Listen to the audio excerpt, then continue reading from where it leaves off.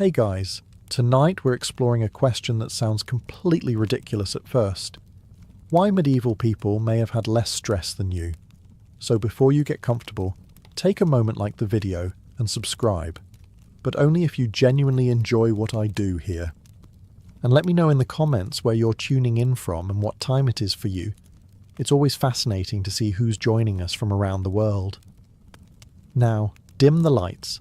Maybe turn on a fan for that soft background hum, and let's ease into tonight's journey together. Imagine waking up in a small English village sometime during the 13th century. Before you even open your eyes, you already know how your day is going to unfold. The church bell will ring before sunrise. The rooster will begin shouting at absolutely nothing. Your neighbour's cow will somehow wander into the wrong field again, despite this happening nearly every week. And by the time you've finished a simple breakfast, you'll already be walking toward the same fields you've worked since childhood. Exciting. Perhaps not. Predictable. Absolutely. And strangely enough, that's where your stress level begins to shrink. Today, you're expected to choose everything.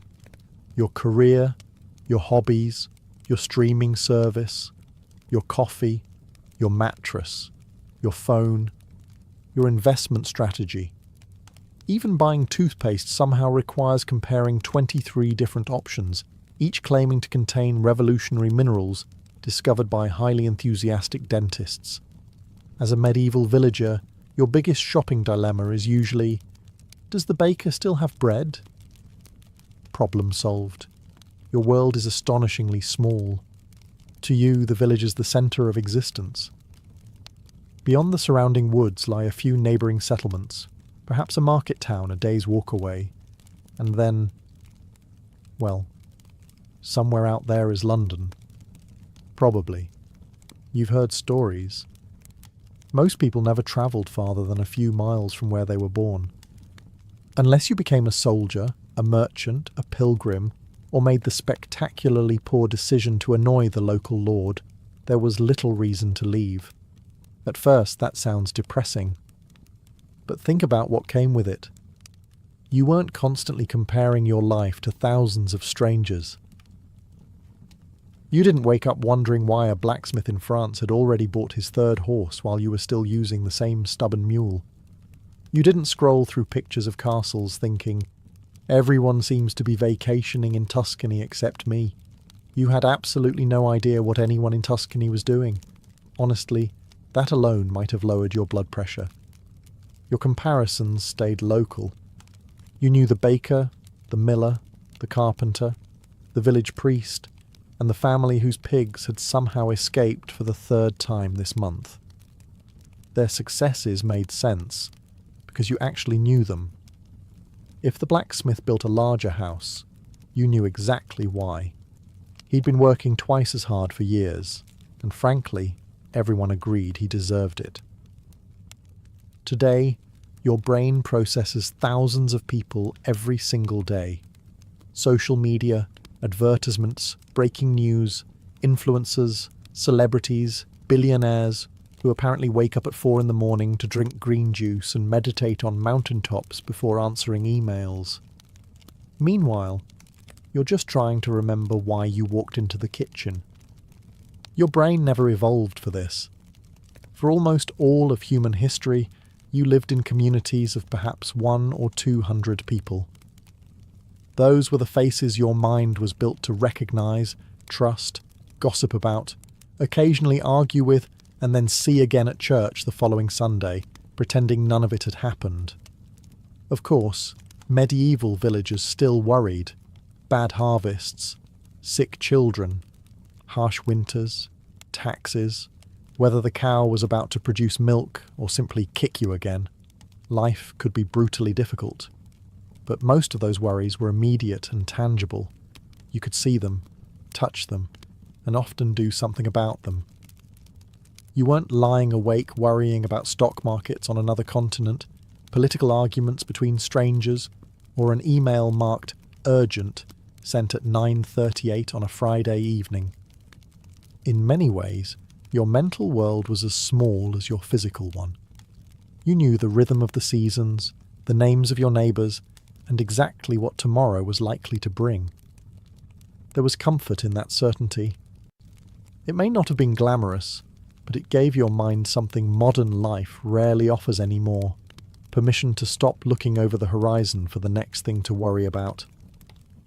If you wanted to know what tomorrow looked like in medieval Europe, you didn't need a calendar app, a smartwatch, or 3 reminder notifications politely informing you that you were already behind schedule. You simply looked out the window. If it was spring, you planted. If it was summer, you tended the crops. If it was autumn, you harvested. If it was winter, you repaired tools, mended clothes, chopped wood, and tried not to complain too loudly about how cold your toes had become. Every season came with its own instructions. That rhythm mattered far more than most people realise. Modern psychologists often point out that routine reduces anxiety because it makes the future feel predictable. Your brain spends less energy wondering what comes next when it already knows the answer.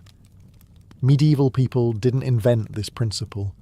It simply became the structure of everyday life. The sun decided when your workday began. The church bell announced the important moments.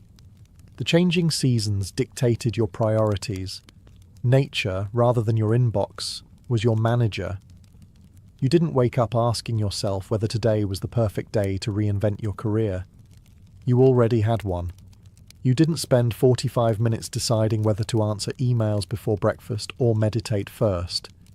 You probably spent 45 minutes trying to convince a stubborn donkey that crossing a shallow stream was not, in fact, the greatest danger humanity had ever faced. Every village moved almost like a single organism. When dawn arrived, everyone became busy together. When evening came, life gradually slowed. Smoke drifted from chimneys. Families gathered indoors.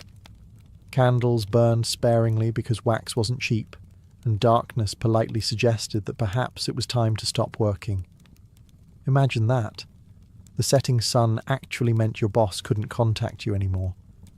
Granted, your boss might have been a feudal lord instead of a regional manager, which had its own disadvantages, but at least he couldn't schedule an emergency meeting after supper. Routine also removed countless tiny decisions. Today, you decide what to wear from wardrobes overflowing with options. Medieval clothing was considerably simpler. You owned work clothes. You owned better clothes for church or special occasions. That was largely the end of the fashion crisis. No standing in front of a mirror whispering, "I have nothing to wear," while surrounded by enough fabric to outfit half the village. Meals followed similar patterns. Breakfast, when taken, was modest. Midday brought the main meal for many labourers. Supper came before darkness settled in. Seasonal foods appeared when nature allowed them, not because strawberries had somehow flown across the planet in the middle of January. There was comfort in these repetitions. Of course, routine didn't eliminate hardship. Harvest season could be exhausting. Winter could feel endless. Storms could destroy months of work overnight. But even those difficulties fit into a familiar cycle that generations had experienced before you. You weren't navigating an entirely new problem every week. Instead, you inherited rhythms that your parents, grandparents, and great-grandparents already understood. They knew when to sow, when to reap, when to celebrate, and when to endure.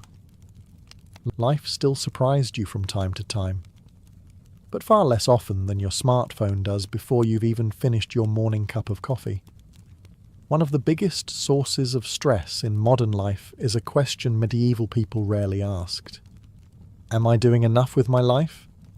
Today, you're expected to discover your passion, build a career around it, maintain a healthy work-life balance, develop 5 interesting hobbies, stay physically fit, learn another language, invest for retirement, travel the world, and somehow become the best possible version of yourself before turning 35.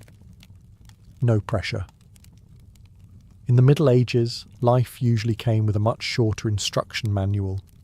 If your father was a farmer, there was an excellent chance you would become one too.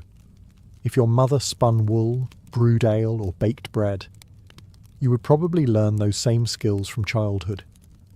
If your family worked for the village mill, you likely knew exactly where you'd be working long before your 10th birthday.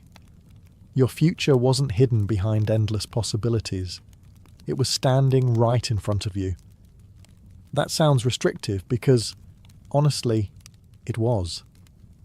Social mobility certainly existed, but it was rare. A talented apprentice could become a respected craftsman. A clever boy might enter the church and receive an education. A fortunate merchant could build considerable wealth. Yet for most people, life followed familiar tracks that had existed for generations. Modern readers often focus on what medieval people lacked: freedom, opportunity, choice. Those are all fair observations. But fewer choices also meant fewer identity crises.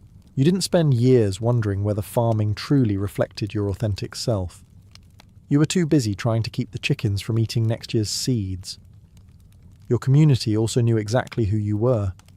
You weren't expected to create a personal brand.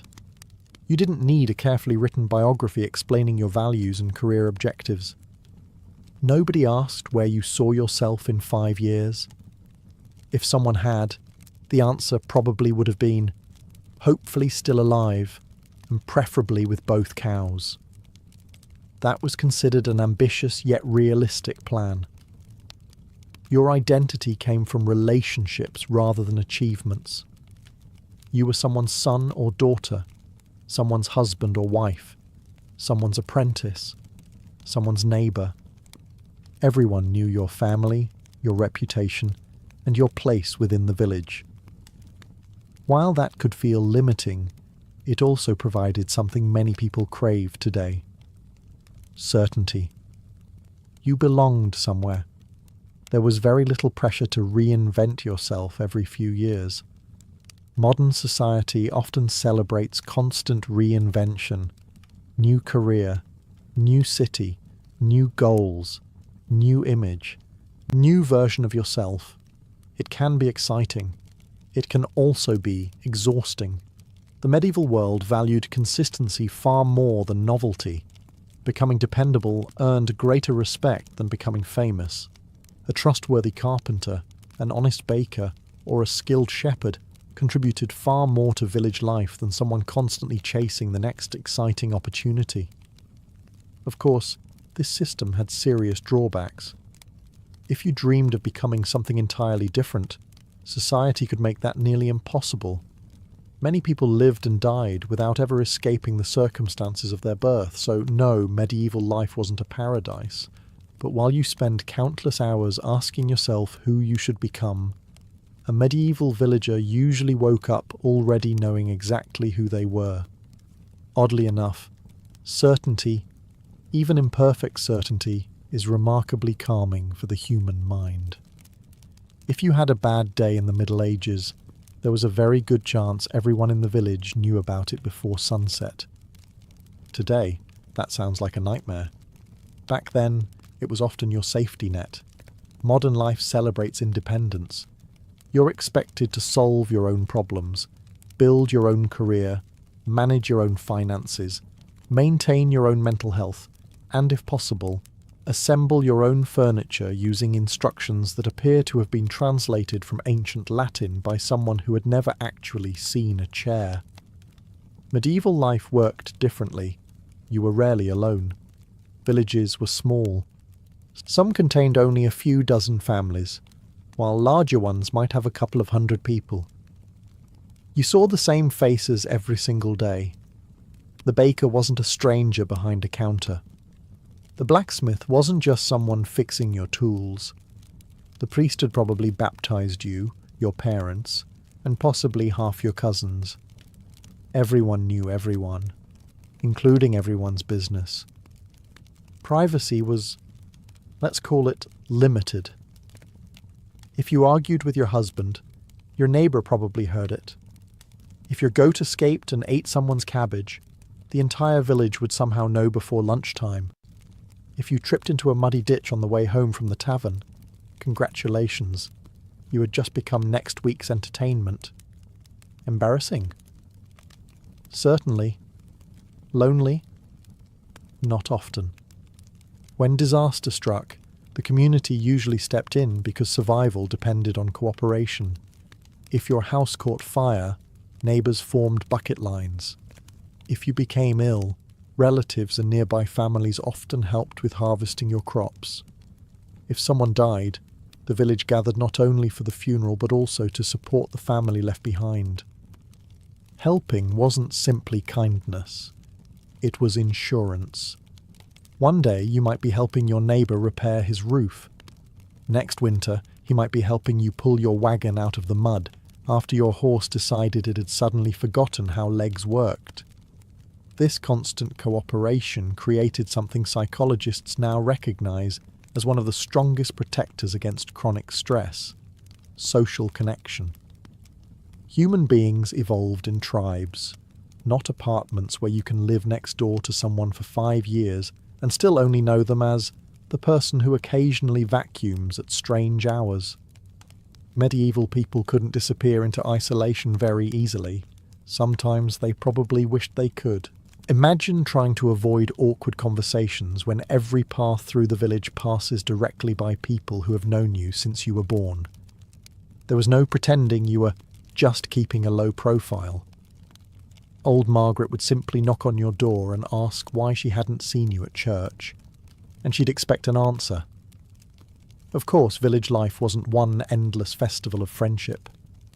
People argued over land, animals, inheritance, marriages, taxes, and whose pigs had once again wandered into someone else's vegetable patch.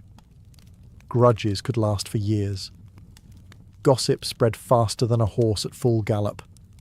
And unlike today's rumours, there was no convenient mute conversation button. Yet beneath all the disagreements existed something surprisingly valuable. You belonged. Whether you liked every member of your community or not, you were woven into it. People depended on you, and you depended on them. That sense of belonging gave many medieval villagers something modern psychologists consider essential for emotional well-being. The comforting knowledge that when life became difficult, you probably wouldn't face it entirely by yourself. Picture this. You've spent the entire day working in the fields. Your back aches, your boots are caked in mud, and you've probably argued with at least one particularly stubborn sheep who continues to believe your vegetable garden belongs to him. The sun begins to sink toward the horizon, and something remarkable happens. Your workday actually ends. Not because you've finished every task. There were always more weeds to pull, fences to repair, or tools to sharpen. It ends because nature has made the decision for you. Once darkness falls, trying to continue working becomes impractical unless you enjoy accidentally hitting your thumb with a hammer by candlelight. For most medieval people, daylight was the office clock. When the light disappeared, productivity naturally slowed. Today, work follows you everywhere. Your phone buzzes during dinner. Your laptop sits on the kitchen table. Your smartwatch gently reminds you that although you've just finished working for 9 hours, perhaps now would be an excellent time to answer one more email. Modern technology has quietly erased the boundary between work and rest. A medieval farmer had no such luxury or problem. No messenger arrived after sunset announcing, "Quick question," followed by 6 pages of additional responsibilities. No lord sent a pigeon requesting revisions to yesterday's harvest report before sunrise. And thankfully, there was no medieval version of "this meeting could have been an email." When evening arrived, the entire village gradually shifted gears. Animals were fed. Tools were put away. Smoke rose from cottages as simple meals were prepared. Families gathered around the fire, sharing bread, pottage, cheese, or whatever the season had provided. Children listened to stories they had already heard dozens of times, but somehow still found entertaining. Adults repaired clothing, carved wooden tools, spun wool, or simply talked. Conversation wasn't competing with televisions. No one glanced at a glowing screen halfway through your story about the unusually ambitious goose that chased the blacksmith across the village green. If someone interrupted you, they had the decency to do it in person. Even sleep followed a healthier rhythm than many of us experience today. Without electric lighting, most people naturally became tired soon after darkness settled in. Historians believe many medieval Europeans practiced what is sometimes called segmented sleep, waking briefly during the night before falling asleep again. Whether or not that was universal, their bodies remained closely tied to natural light rather than artificial schedules. Your brain evolved for exactly this pattern. Sunlight tells it when to be alert. Darkness tells it when to slow down. Today, many of us confuse our brains by staring into bright screens until midnight, and then wondering why sleep refuses to arrive. Apparently, your ancestors' greatest evening distraction was occasionally hearing someone outside yell, "Has anyone seen my pig?" Of course, medieval evenings weren't always peaceful. A storm might threaten the harvest. A sick child could keep an entire household awake. Winter nights were long, cold, and sometimes filled with worry, but there was still one enormous difference from modern life. Rest wasn't something you had to schedule. It arrived every evening with the setting sun, quietly reminding you that tomorrow's work could wait until tomorrow. If you walked into a medieval home and asked, "So, what are my options today?" the answer would probably be wonderfully short. You can eat what's in the pot. You can wear what's hanging on that peg. You can do the work that needs doing. That's about it. Modern life is built on choice. We like to think more choices automatically make us happier, but psychologists have discovered something called the paradox of choice. Once you have too many options, your brain starts working overtime. Instead of feeling free, you begin worrying that you've chosen the wrong one. Sound familiar? You spend 15 minutes deciding what film to watch, only to spend the entire evening scrolling through trailers instead. Congratulations. You have experienced a problem that would completely confuse a medieval peasant. In the Middle Ages, your wardrobe was refreshingly uncomplicated. Most ordinary people owned only a handful of garments: a linen shirt or shift, woolen clothes for everyday work, a cloak for colder weather. Better clothing reserved for church, weddings, or major feast days. Nobody stared into a chest full of clothes, sighing dramatically, "I have absolutely nothing to wear." If you did say that, your wife would simply point at the shirt you wore yesterday, and the day before, and probably tomorrow. Fashion certainly existed, especially among nobles and wealthy merchants. Kings loved luxurious fabrics, bright dyes, and extravagant clothing that loudly announced, "Look how rich I am." But for the vast majority of society, practicality won every time. The same simplicity applied to food. You didn't debate between Italian, Japanese, Mexican, or Indian takeaway. Dinner depended almost entirely on the season. Fresh vegetables appeared when they grew. Bread was baked from available grain. Cheese came from local animals. Meat was an occasional luxury for many families rather than an everyday expectation. You ate what nature provided, not what happened to be on special offer after comparing 14 restaurant reviews. Even careers involved remarkably few decisions. Most children learned the occupation of their parents or entered apprenticeships arranged through family connections. You weren't constantly wondering whether becoming a blacksmith would make you happier than becoming a cooper while secretly dreaming of launching a successful candle-making business. Life was already busy enough. Of course, fewer choices didn't always mean greater happiness. Sometimes people desperately wanted opportunities they could never have. A gifted farmer might have dreamed of becoming a scholar. A talented girl might have wished to become a physician. Society often closed those doors long before they could even knock. That lack of freedom was undeniably frustrating. But for the countless small decisions that quietly exhaust us every day, medieval life offered remarkable relief. There were fewer purchases to research, fewer life paths to compare, fewer advertisements convincing you that happiness was only one expensive purchase away. Nobody tried selling you a revolutionary new wooden bucket that would completely transform your lifestyle. Your old bucket carried water just fine. Perhaps that's the greatest irony. Medieval people owned far less than we do, yet they also spent far less time wondering whether they should own something different. Their minds were occupied by living life, not constantly optimizing it. Sometimes, having fewer options leaves far more room for peace. Imagine waking up one morning to discover that your crops have begun to fail.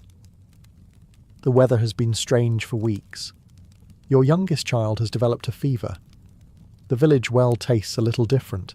Nobody knows exactly why any of it is happening. Today you would probably do what most of us do. Search the internet. 5 minutes later, you've somehow convinced yourself that your tomatoes have an exotic fungus previously seen only on one remote island. Your headache is definitely something catastrophic, and your symptoms match 17 different illnesses that all require immediate attention. Your anxiety has increased by approximately 200%. A medieval villager didn't have that option. Instead, they had something else. Faith. Whether you lived in England, France, Germany, or much of Christian Europe, religion wasn't simply something you practiced on Sundays. It was the framework that explained almost everything around you. Good harvests, bad harvests, storms, illness, recovery, birth, death, even the changing seasons all fit into a larger story that people understood from childhood. Life might not always make sense, but it always had meaning. Modern psychology has repeatedly found that uncertainty is one of the greatest drivers of stress. Humans are surprisingly good at coping with hardship when they believe there is a purpose behind it. What truly unsettles us is feeling that suffering is random, meaningless, or completely beyond explanation. For medieval people, uncertainty often had an answer. Perhaps God was testing your patience. Perhaps your village needed repentance. Perhaps this hardship would eventually lead to something better. Whether those explanations reflected objective reality isn't the point. The important part is that they offered emotional stability. Your mind wasn't endlessly chasing unanswered questions. It had somewhere to rest. Religion also filled the calendar with comforting rituals. Church bells marked the hours. Weekly services brought the community together. Imagine waking up tomorrow with one enormous realization. You no longer have to impress anyone. Not your boss. Not strangers on the internet. Not people from secondary school who somehow appear to own 3 holiday homes despite barely passing mathematics. In medieval society, your place in the world was usually decided long before you were old enough to worry about it. If you were born into a farming family, you were expected to farm. If your father was a carpenter, there was a good chance you'd spend your childhood learning how to shape timber instead of wondering whether you should become a motivational speaker. If your family belonged to the nobility, your responsibilities were different, but they were just as clearly defined. For most people, there wasn't an endless ladder waiting to be climbed. There was simply life. That sounds unfair because in many ways it absolutely was. A peasant couldn't simply decide to become a wealthy merchant overnight. A poor family couldn't usually send every child to university. Society placed firm limits on opportunity, and those limits could feel frustrating. But there was an unexpected side effect. You spent far less time measuring yourself against impossible standards. Today, comparison has become almost a full-time occupation. Someone your age has already started a successful company. Someone else has run a marathon. Someone is renovating a beautiful house while somehow still finding time to bake artisan bread and upload photographs of it before breakfast. Meanwhile, you're celebrating because you remembered where you left your keys. Modern life constantly introduces you to people who appear more successful than you. Your brain quietly keeps score. Medieval villagers had much smaller scoreboards. You compared yourself to people you actually knew. The blacksmith, the miller, the local priest, the wealthiest farmer. Their lives weren't carefully edited highlights designed to make every ordinary Tuesday look extraordinary. You saw the whole picture. You knew the blacksmith had injured his shoulder last winter. You knew the miller's roof leaked whenever it rained. You knew the wealthy farmer also had 6 children constantly eating everything in sight. Reality balanced comparison. There was another important difference. Success wasn't measured by endless growth. If your family had enough food, a solid roof, healthy animals, and a good reputation, many people considered themselves fortunate. The goal wasn't to become richer every single year. It was stability. To survive, to provide, to leave your children with a slightly better life than the one you inherited. That kind of success had limits. Modern ambition often doesn't. There is always another promotion, another investment, another qualification, another milestone that promises happiness just beyond the next achievement. It's like chasing the horizon. The closer you get, the farther away it seems. Medieval people certainly wanted better lives, but they also accepted something modern society often struggles to admit. Not everyone needed to become extraordinary. Being known as an honest neighbour, a reliable craftsman, or someone who always showed up when help was needed, carried genuine respect. You didn't need thousands of followers. You needed people who trusted you. Ironically, while medieval society offered far fewer opportunities, it also spared many people from one of today's greatest psychological burdens: the exhausting feeling that you should constantly be becoming someone else. Sometimes, simply being enough is one of the greatest luxuries a human mind can experience.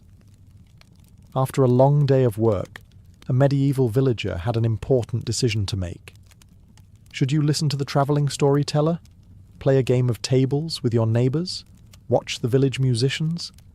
Or simply sit around the fire while your grandfather tells the same story about that enormous fish he almost caught 30 years ago? Spoiler alert. The fish became bigger every winter.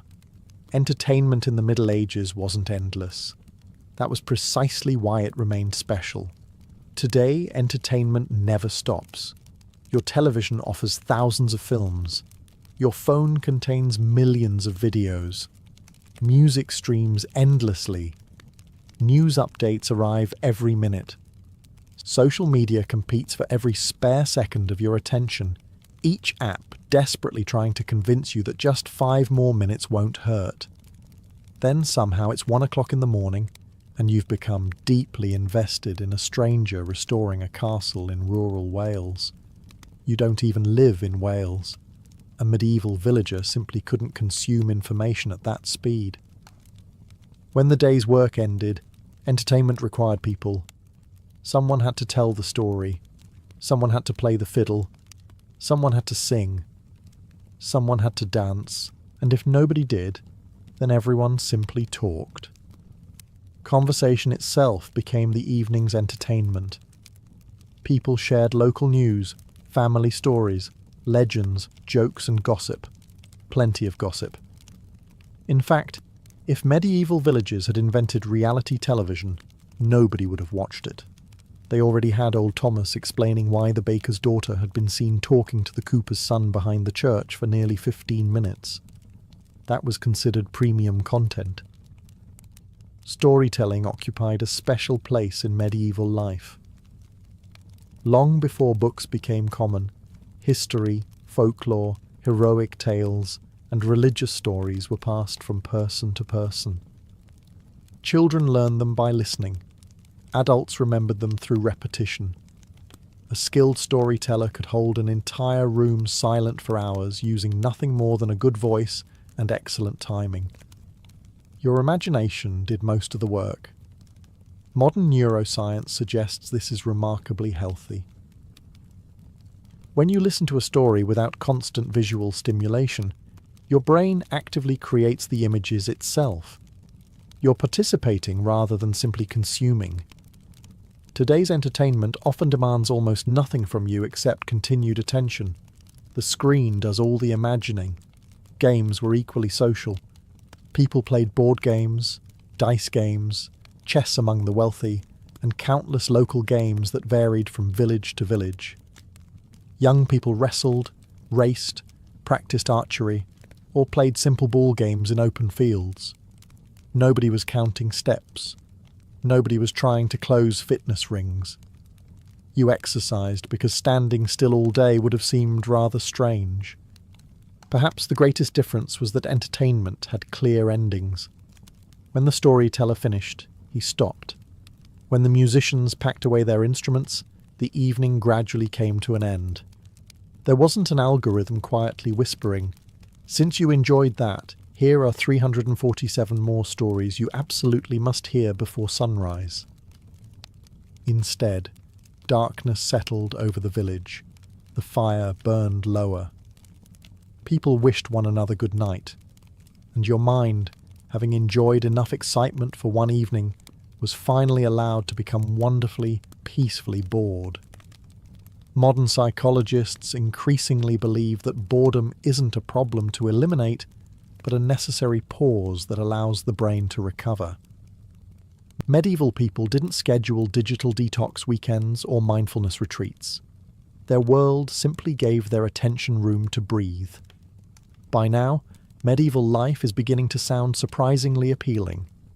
A slower pace, strong communities, predictable routines, no emails arriving at 11:30 at night asking if you've had a chance to look at this. It's tempting to imagine yourself happily settling into a cosy little cottage with a loaf of fresh bread and a warm fire. And then reality politely walks through the door. Because while medieval people may have experienced less chronic psychological stress than many of us do today, they faced a different kind of pressure altogether. One that was immediate. One that could not be postponed. One that could be deadly. If your harvest failed, you couldn't simply order groceries.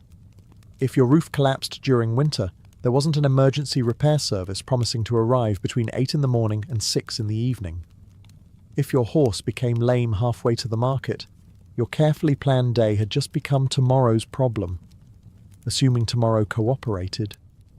Modern life produces thousands of small stresses. Medieval life produced fewer, but much larger ones. The difference is important.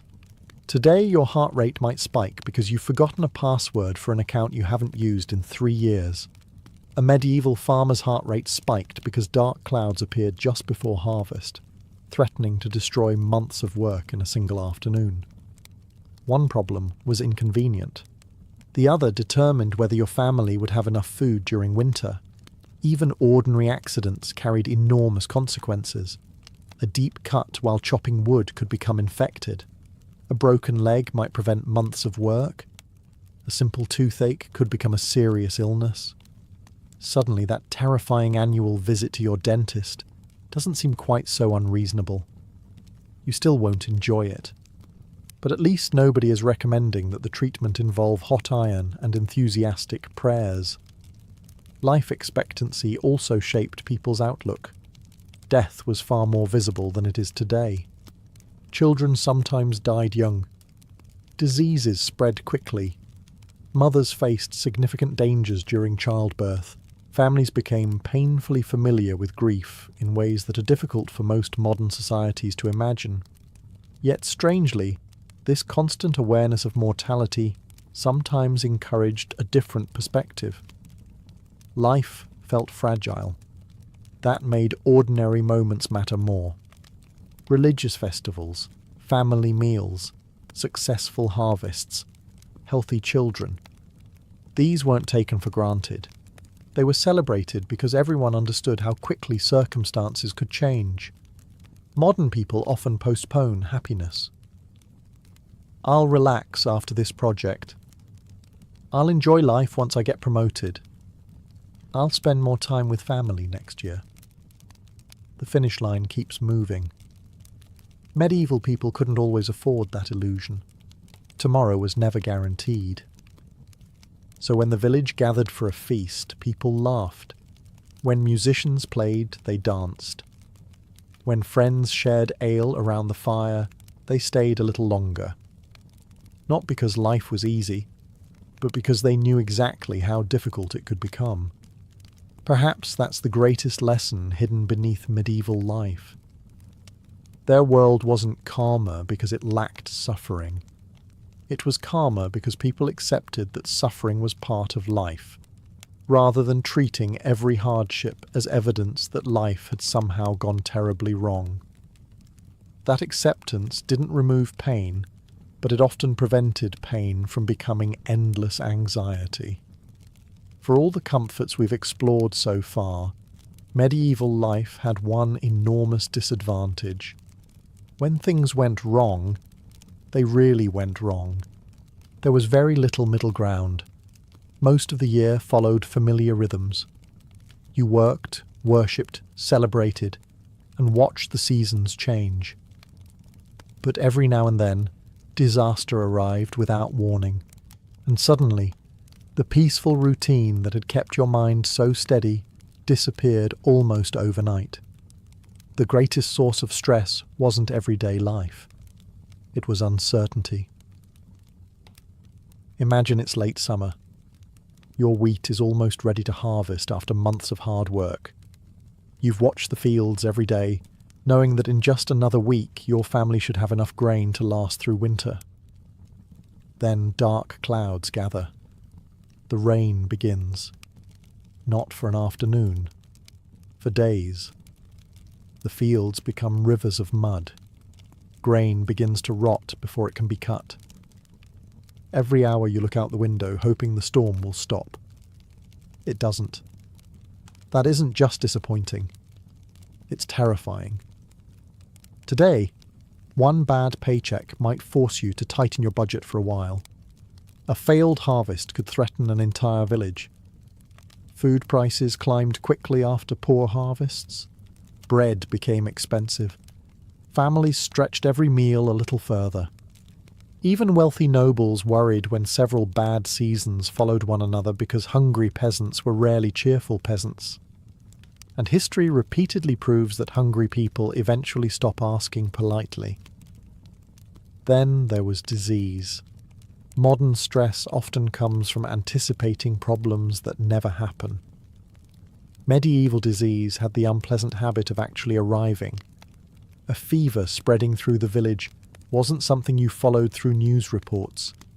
It was happening next door. You watched neighbours disappear from daily life. Church bells rang more often. Familiar houses remained strangely quiet. Nobody understood bacteria or viruses. Doctors worked with the best knowledge available, but much of medicine relied on balancing bodily humours, herbal remedies, experience, and a generous amount of hope. Hope, unfortunately, was difficult to prescribe. War brought another layer of anxiety.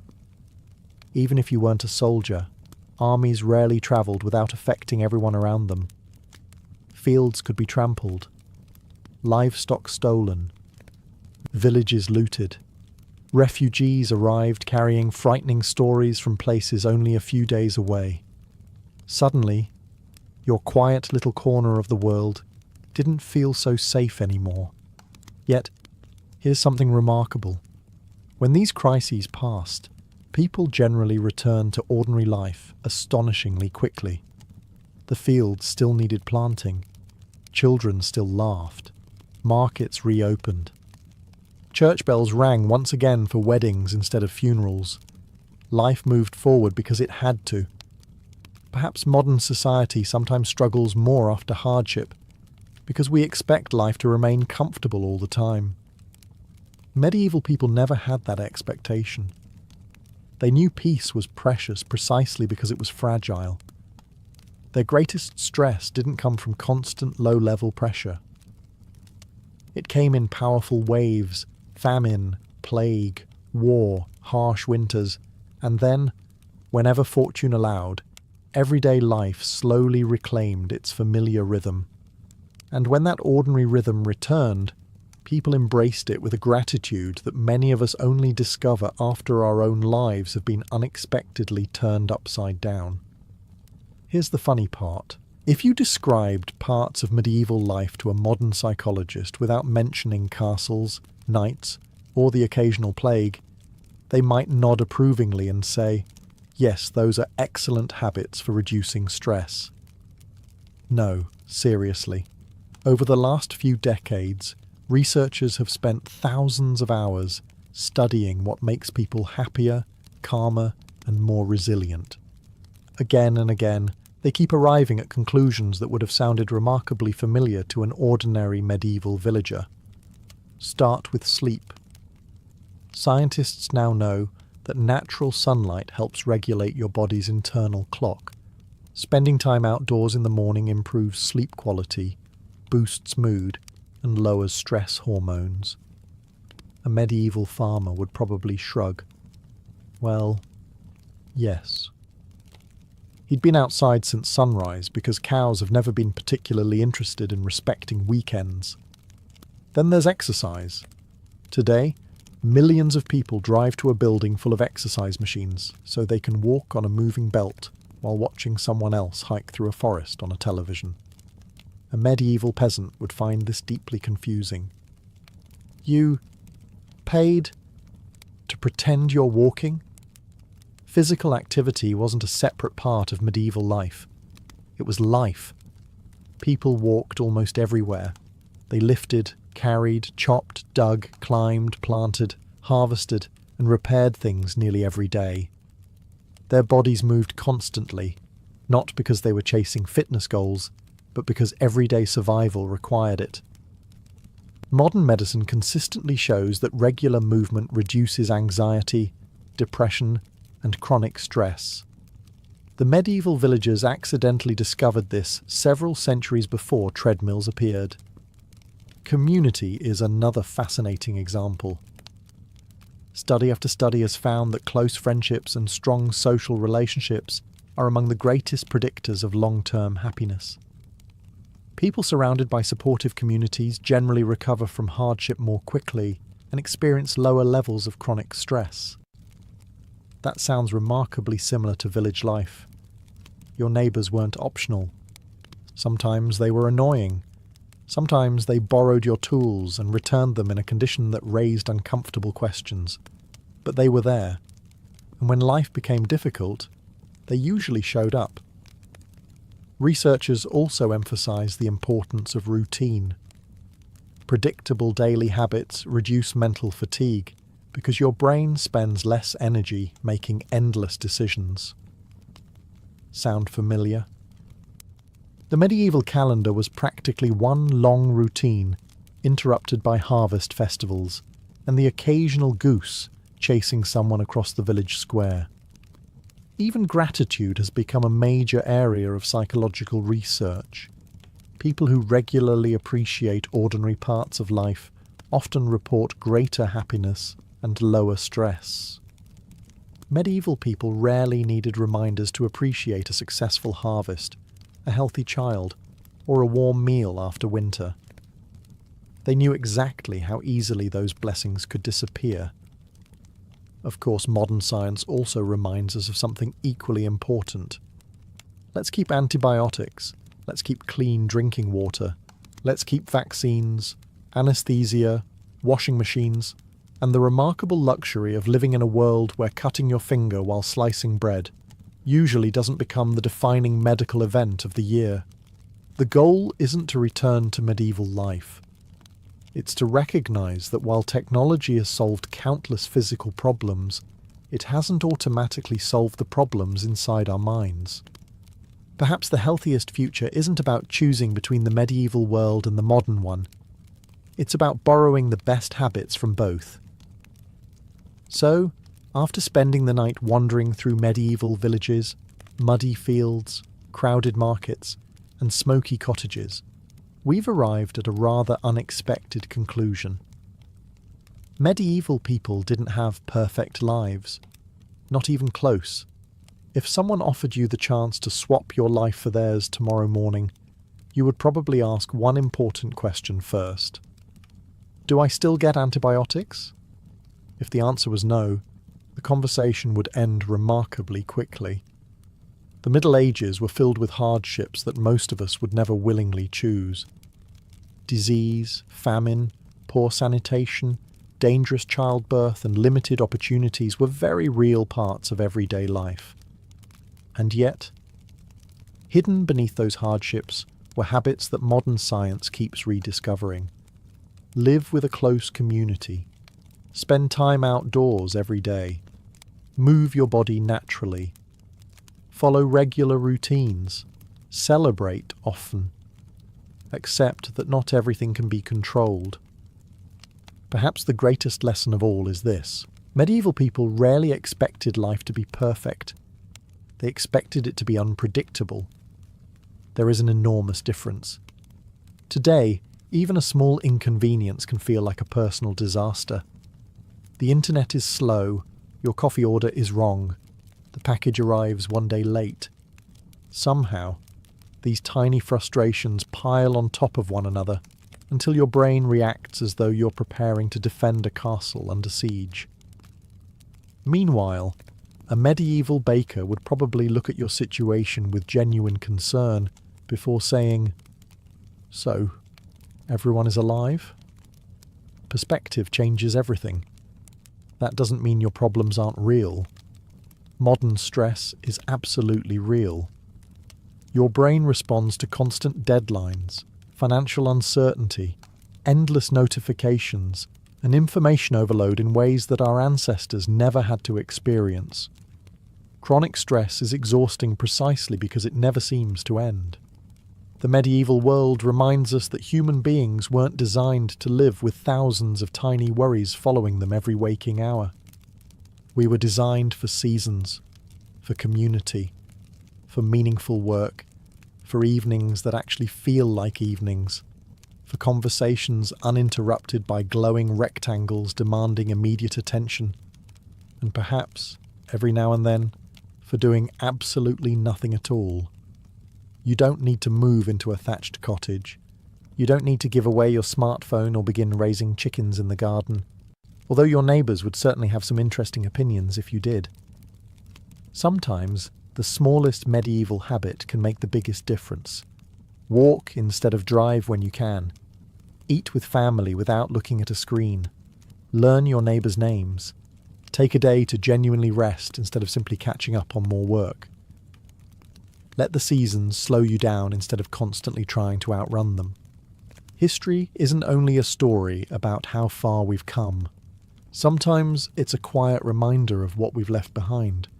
And perhaps the secret to feeling a little less stressed isn't hiding in some revolutionary new invention waiting just around the corner. Perhaps it's been waiting for centuries, in the peaceful rhythm of a medieval village, patiently reminding us that a good life has never been measured by how busy we are, but by how fully we live the ordinary moments in between. Long before the first rays of sunlight climb over the mountains of Central Asia, your day has already begun. You don't wake because an alarm rings. You wake because thousands of years of experience have taught caravan leaders that the coolest hours belong to travellers. Every minute spent sleeping after dawn means another minute walking beneath a merciless afternoon sun. Whether you are crossing the Taklamakan Desert, the Iranian Plateau, or the windswept steppes near Samarkand, the rule remains the same. Leave early, or suffer later. Your eyes slowly open beneath a wool blanket, stiff with the night's chill. Desert nights have a habit of reminding you that yesterday's blazing heat was only temporary. The stars still hang overhead, brighter than anything you have probably seen in the modern world. There are no cities nearby, no electric lights, no airplanes crossing the heavens. Only silence, interrupted by the occasional grunt of a camel that clearly disagrees with the concept of mornings. Around you, the camp is little more than scattered shadows. Merchants from China sleep beside Persian traders. Sogdian interpreters curl beneath heavy cloaks. A Buddhist monk rests only a few steps from a Muslim camel driver, while somewhere beyond them, an Indian spice merchant snores with remarkable confidence for someone transporting half his life's fortune across thousands of dangerous miles. Nobody has to shout for everyone to wake. Instead, the camp slowly stirs, almost like a living creature stretching its limbs. A cough echoes through the darkness. Someone feeds another piece of dung into a dying fire, producing just enough warmth to chase away the night's cold. Leather bags rustle. Wooden bowls knock softly against one another. Somewhere a horse stamps impatiently at the frozen ground, already eager to move. You quickly learn that sleeping late is considered a luxury, reserved for people who own houses instead of camels. The caravan itself may contain anywhere from a few dozen travellers to several hundred. Larger expeditions often included hundreds of camels carrying silk, porcelain, spices, paper, precious stones, glassware, perfumes, ivory, and occasionally diplomatic gifts worth fortunes. Every animal, every crate, and every person has a place that must be maintained with military precision before departure. Chaos, after all, is surprisingly expensive. As you pull yourself upright, the cold air bites at your face. Your fingers feel numb as you fold your blanket and gather your few possessions. Unlike modern vacations, there is no suitcase waiting neatly packed beside a hotel bed. Everything you own must either fit onto your back or onto a camel that already has plenty of opinions about carrying it. For a brief moment, you look east. The horizon has begun to fade from black into deep shades of blue. Dawn is still hidden, but it is coming quickly. Soon, the caravan will become a moving river of people stretching across the landscape, following routes that have connected civilizations for centuries. But before the bells begin to ring, and the camels take their first reluctant steps, there is one more challenge waiting for every traveller. Breakfast must somehow happen before the road calls once again. As the faint blue glow on the eastern horizon grows brighter, the campsite undergoes an astonishing transformation. Only moments ago, it looked like a collection of sleeping strangers scattered across the wilderness. Now it resembles a bustling town that has somehow sprung from the earth overnight. There are no stone walls, no permanent buildings, and no market square. Yet every person seems to know exactly where to go and what to do. The Silk Road rewards organisation. It has very little patience for confusion. You quickly discover that nobody wastes words this early. The caravan leader walks through the camp carrying a simple staff, quietly checking that everyone is awake. He doesn't need to bark orders. His authority comes from experience. He knows where the next reliable well is located. He knows which mountain pass is safest this season. Most importantly, he knows that a single poor decision can leave hundreds of people stranded in one of the harshest environments on Earth. Around him, dozens of small fires flicker back to life. Travellers warm their hands while carefully conserving every scrap of fuel. In many parts of Central Asia, firewood is almost non-existent. Instead, dried camel or horse dung serves as the morning's fuel. It may not smell like your favourite scented candle, but it burns surprisingly well. You decide not to complain. Everyone else seems perfectly satisfied, and besides, nobody has invented online reviews for campsites yet. Nearby, merchants begin inspecting yesterday's cargo. Rolls of Chinese silk remain tightly wrapped inside waterproof coverings. Sacks filled with pepper, cinnamon, cloves, and saffron are checked for moisture. Delicate porcelain is examined for cracks after another night of swaying on camel backs. A damaged crate could erase months of profit before the journey is even halfway finished. The languages surrounding you are as varied as the merchandise. You hear Persian spoken beside Sogdian, Turkic dialects mixing with Chinese, Arabic, Sanskrit, and occasionally Greek. Few people understand every conversation, which explains why interpreters are some of the most valuable members of the expedition. Along the Silk Road, speaking several languages can earn you almost as much respect as carrying a sword. Meanwhile, the animals begin announcing that they, too, are awake. Camels groan dramatically, as if personally offended by the arrival of another morning. Horses snort into the cold air. Donkeys bray without warning. Bells hanging from harnesses produce a gentle chorus that echoes across the empty landscape. It is noisy enough to wake anyone still sleeping, though anyone still asleep at this point is unlikely to remain popular for long. Within less than an hour, the peaceful campsite has become a perfectly coordinated machine. Every movement serves a purpose, every minute has value, and every traveller understands the same simple truth. The road is waiting, and it never waits forever. With the camp now fully awake, your stomach begins reminding you that yesterday's dinner disappeared many hours ago. Breakfast is not a leisurely affair. Nobody unfolds elegant tables or debates whether to have sweet or savoury options.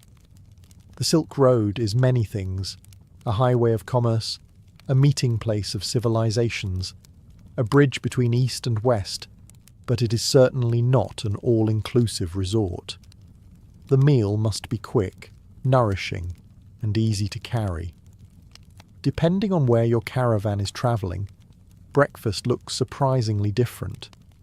A merchant from northern China unwraps steamed wheat buns he prepared the evening before.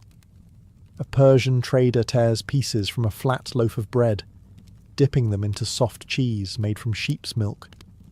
An Indian traveller nibbles dried fruit mixed with nuts, while Turkic nomads pass around fermented dairy products that are rich in calories and surprisingly filling. You decide to try everything. This seems like an excellent cultural experience until someone offers you a bowl of fermented camel's milk. It is memorable. Let's simply say that if modern coffee wakes you up with caffeine, fermented camel's milk achieves a similar result through sheer surprise. Bread remains the foundation of nearly every breakfast. Flatbreads can survive days inside leather bags without spoiling, making them ideal companions for long journeys. They are often eaten alongside dates, raisins, figs, almonds, walnuts or pistachios, foods packed with energy, yet light enough to transport across continents. Fresh fruit is a rare luxury, unless the caravan happens to be near fertile valleys or bustling cities. Meat appears occasionally, usually as dried or salted strips prepared weeks earlier. Freshly cooked meat before sunrise would be considered an unnecessary delay, and delays have an unfortunate habit of turning into disasters once the afternoon heat arrives. Water, meanwhile, is treated with almost sacred respect. Nobody pours generous cups simply because they feel thirsty. Every sip is measured. Caravan leaders know exactly how much water remains in each skin and how many days separate the expedition from the next reliable spring or caravanserai. Waste today may become desperation tomorrow. Tea is becoming increasingly common across many sections of the Silk Road, particularly farther east.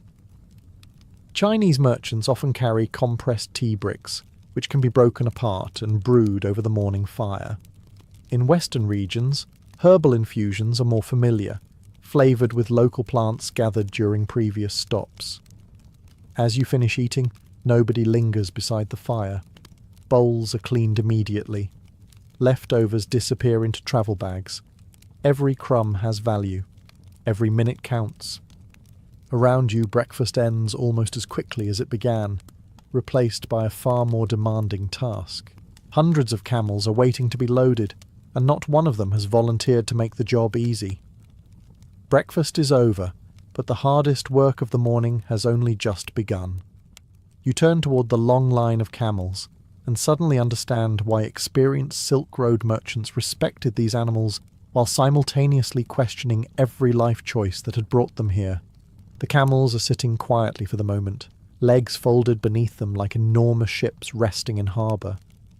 They appear peaceful enough, chewing thoughtfully as though contemplating philosophy. Do not be fooled. The instant someone starts fastening cargo onto their backs, many reveal personalities that range from mildly stubborn to deeply offended. A loud groan rolls across the camp. Another camel answers. Within seconds, it sounds as though the entire caravan has formed a committee dedicated to complaining about mornings. Unlike horses, which carried riders into battle, the Bactrian camel was built for endurance. With its two humps storing fat reserves rather than water, it could travel for days across deserts and freezing mountain passes, while carrying loads that often exceeded 400 pounds. Thick fur protected it from bitter winter winds in Central Asia, while broad, padded feet spread its weight across loose sand, making it one of the greatest transportation innovations long before anyone imagined the wheel on an 18-wheeler. Every load must be carefully balanced. A crate of Chinese porcelain cannot simply be thrown onto one side, while sacks of pepper hang from the other. If the weight is uneven, the animal becomes uncomfortable, stumbles more easily, and may even throw off its cargo during the journey. A single broken chest of porcelain or shattered glassware could represent the profits of an entire year. Experienced camel handlers know exactly where everything belongs. Heavy goods sit low against the animal's sides. Fragile merchandise is wrapped in layers of felt, leather, straw, or woven cloth to cushion every step. Silk is protected from moisture. Spices are sealed against dust. Precious stones, coins, and official documents are usually kept much closer to their owners than anyone else realizes. A wise merchant never advertises exactly where his fortune is hidden. The loading process follows a surprisingly strict order. First come the trade goods, then tents, cooking equipment, tools, spare harnesses, water skins, and food supplies. Finally, personal belongings are squeezed into whatever space remains. If you packed an unnecessary luxury, this is the moment you regret it. That extra blanket suddenly seems less essential when your camel looks at you with the expression of an overworked employee contemplating resignation. Not every camel carries merchandise. Some transport elderly travellers or children. Others carry scribes responsible for recording transactions, physicians with herbs and medicines, or armed guards whose weapons remain within easy reach. Larger caravans often include blacksmiths capable of repairing broken metal fittings, veterinarians who understand animal care, and cooks responsible for feeding dozens or even hundreds of people each evening. The camp slowly empties as each loaded camel rises to its feet. Watching one stand is an event in itself. First, the hind legs straighten, pitching you alarmingly forward. Then the front legs unfold, throwing you backward with equal enthusiasm. If you happen to be sitting on top before the animal finishes standing, congratulations. You have just experienced the Silk Road's version of an amusement park ride. At last, the endless line of camels stretches toward the horizon, each carrying a small piece of the world's wealth. Now all that remains is preparing yourself to survive the day ahead. With the camels loaded and the caravan nearly ready to depart, you take one final look at yourself. Not because you're hoping to impress anyone. After all, the only audience likely to judge your appearance is a camel that has already expressed its disappointment several times this morning. No, your clothing has a far more important purpose than fashion. Along the Silk Road, what you wear can determine whether you arrive safely at the next city, or become another cautionary tale told around evening campfires. You begin with your innermost layer, usually a simple linen or cotton tunic. These fabrics absorb sweat and help keep your skin comfortable during the long hours ahead. Wealthier merchants might wear softer, finely woven cloth imported from distant regions, while ordinary caravan workers settle for rougher fabrics that prioritize durability over elegance. Nobody is handing out awards for best dressed traveller in the middle of the Gobi Desert. Over the tunic comes a heavier robe made from wool or thick woven cloth. At first, wrapping yourself in layers before walking beneath the blazing sun seems completely backwards. Surely less clothing means less heat. Not quite. Loose robes create pockets of air that slow the sun's relentless assault, while shielding your skin from ultraviolet rays, blowing sand, and biting winds. Across the deserts of Asia, covering yourself is often cooler than exposing yourself. It is one of those lessons travellers learn quickly or painfully. Around your waist, you tighten a broad leather belt. This is far more than something preventing your robe from falling dramatically at the worst possible moment. The belt carries your daily essentials: a small knife for cutting food or repairing ropes, a leather pouch containing coins from several different kingdoms, a flint striker for making fire, perhaps a wooden spoon, and occasionally a small personal charm believed to bring good fortune. Superstition travels just as efficiently as silk. Your feet deserve particular attention. Modern hiking boots would certainly make life easier, but they are still many centuries away. Instead, you wear sturdy leather boots or thick sandals depending on the region and season. The soles are reinforced against sharp rocks and thorny plants, while strips of cloth wrapped around the feet help reduce blisters. Because once a blister becomes infected several hundred miles from the nearest physician, your travel itinerary suddenly becomes much less flexible. Finally comes the head covering. Whether it is a felt cap, a wrapped turban, or a fur-lined hat in colder climates, protecting your head is essential. The same route that freezes before sunrise may become unbearably hot by midday. Travellers often adjust their head coverings throughout the day, loosening cloth to allow airflow or wrapping it tightly when desert winds begin throwing sand into every available opening, including ones you were previously unaware existed. As you finish dressing, you glance around the caravan. Chinese merchants wear long robes fastened neatly across the chest. Persian traders favour flowing garments with colourful belts. Turkic horsemen dress in practical riding coats, while Tibetan travellers prepare for mountain cold with heavy wool and fur. Despite their differences, they all share the same understanding. Out here, clothing is not a statement of style. It is a piece of survival equipment, every bit as important as the water skin hanging from your saddle, or the camel patiently waiting to carry you toward another uncertain day across Asia. The caravan is almost ready to leave, yet one final pause settles over the camp. It isn't caused by forgotten cargo or an escaped camel. Instead, hundreds of travellers take a few quiet moments for themselves before another day on the road begins. Although they all share the same destination for today, they have arrived from vastly different corners of Asia, bringing with them their own beliefs, customs, and mourning rituals. Standing in the middle of the camp is like watching the entire continent wake up at once. A few paces away, a Muslim merchant unrolls a small prayer rug on a patch of level ground. Facing west toward Mecca, he quietly performs the dawn prayer, one of the 5 daily prayers that shape his life, whether he is in Baghdad, Bukhara, or somewhere between endless dunes. His companions respectfully avoid walking in front of him. Trade may be important, but faith keeps its place in the morning schedule. Nearby, a Buddhist monk sits cross-legged with remarkable stillness.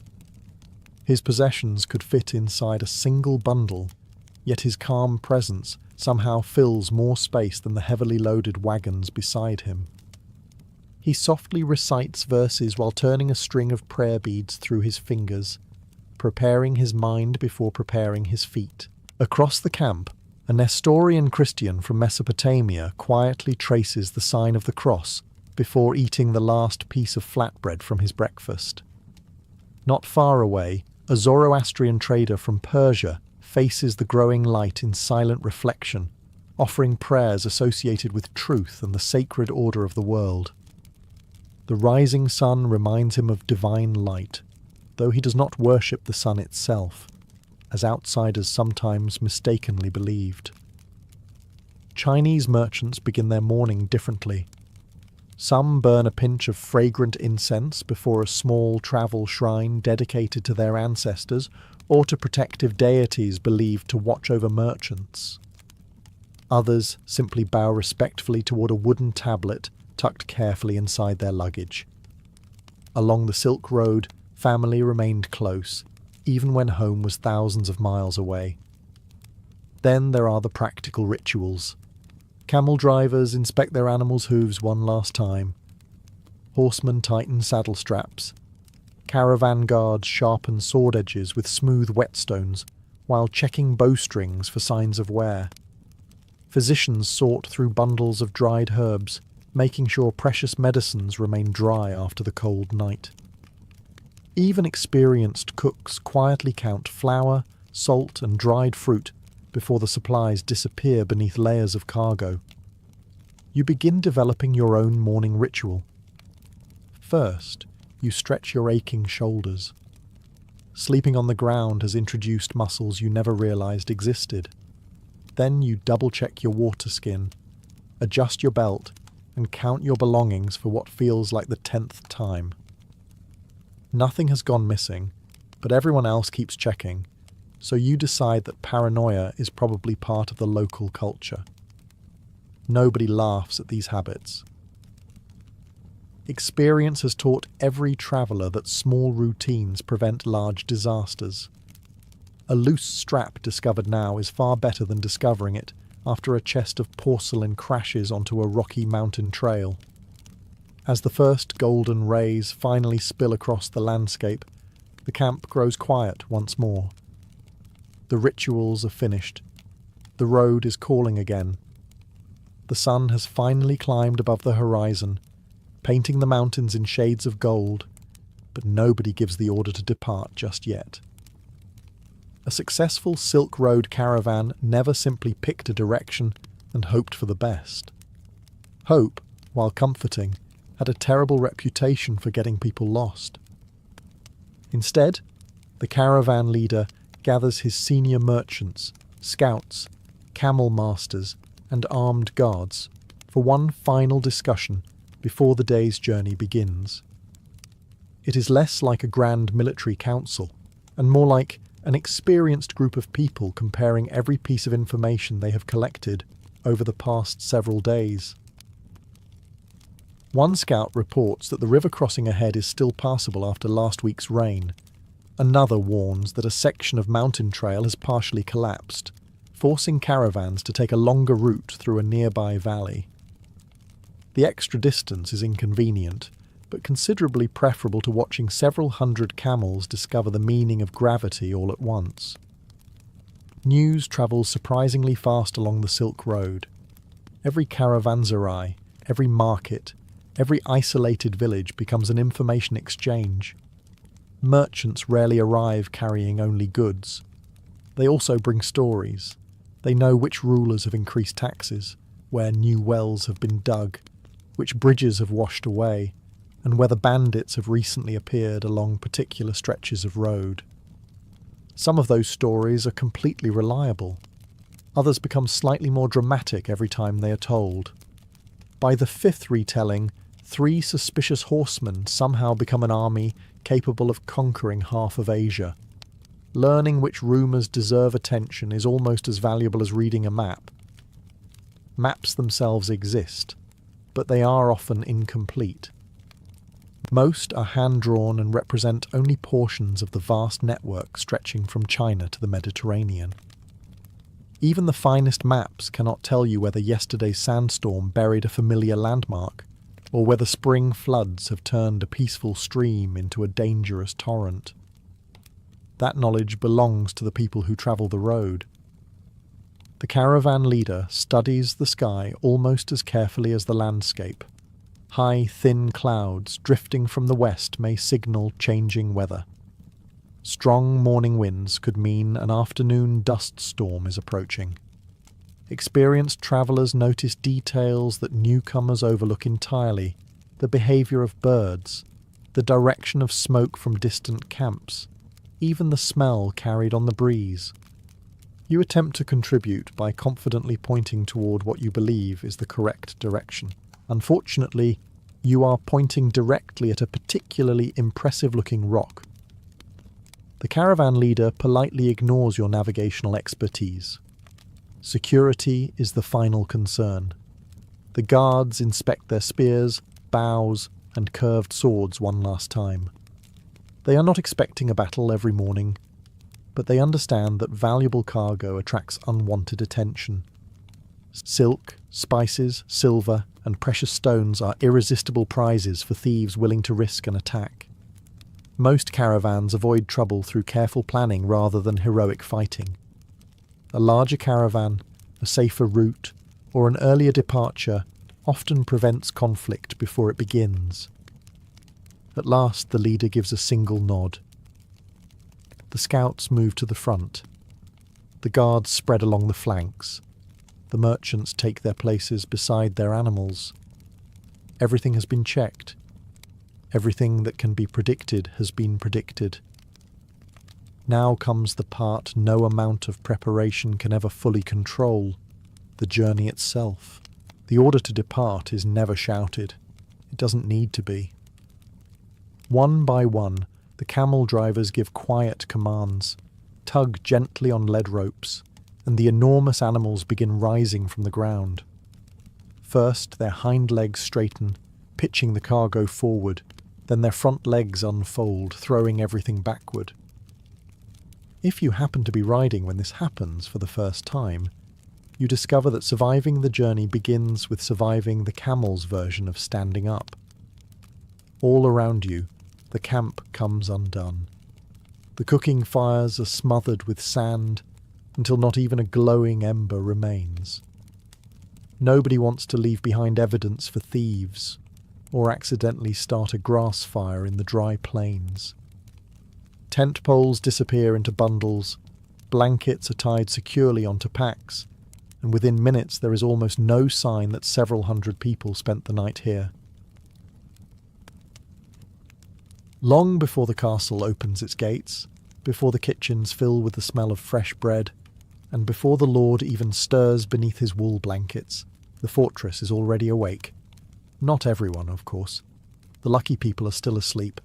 You are not one of them. The final watch of the night has always been considered the longest. Standing atop the curtain wall in the hours before dawn, you stamp your feet against the cold stone to keep the feeling in your toes.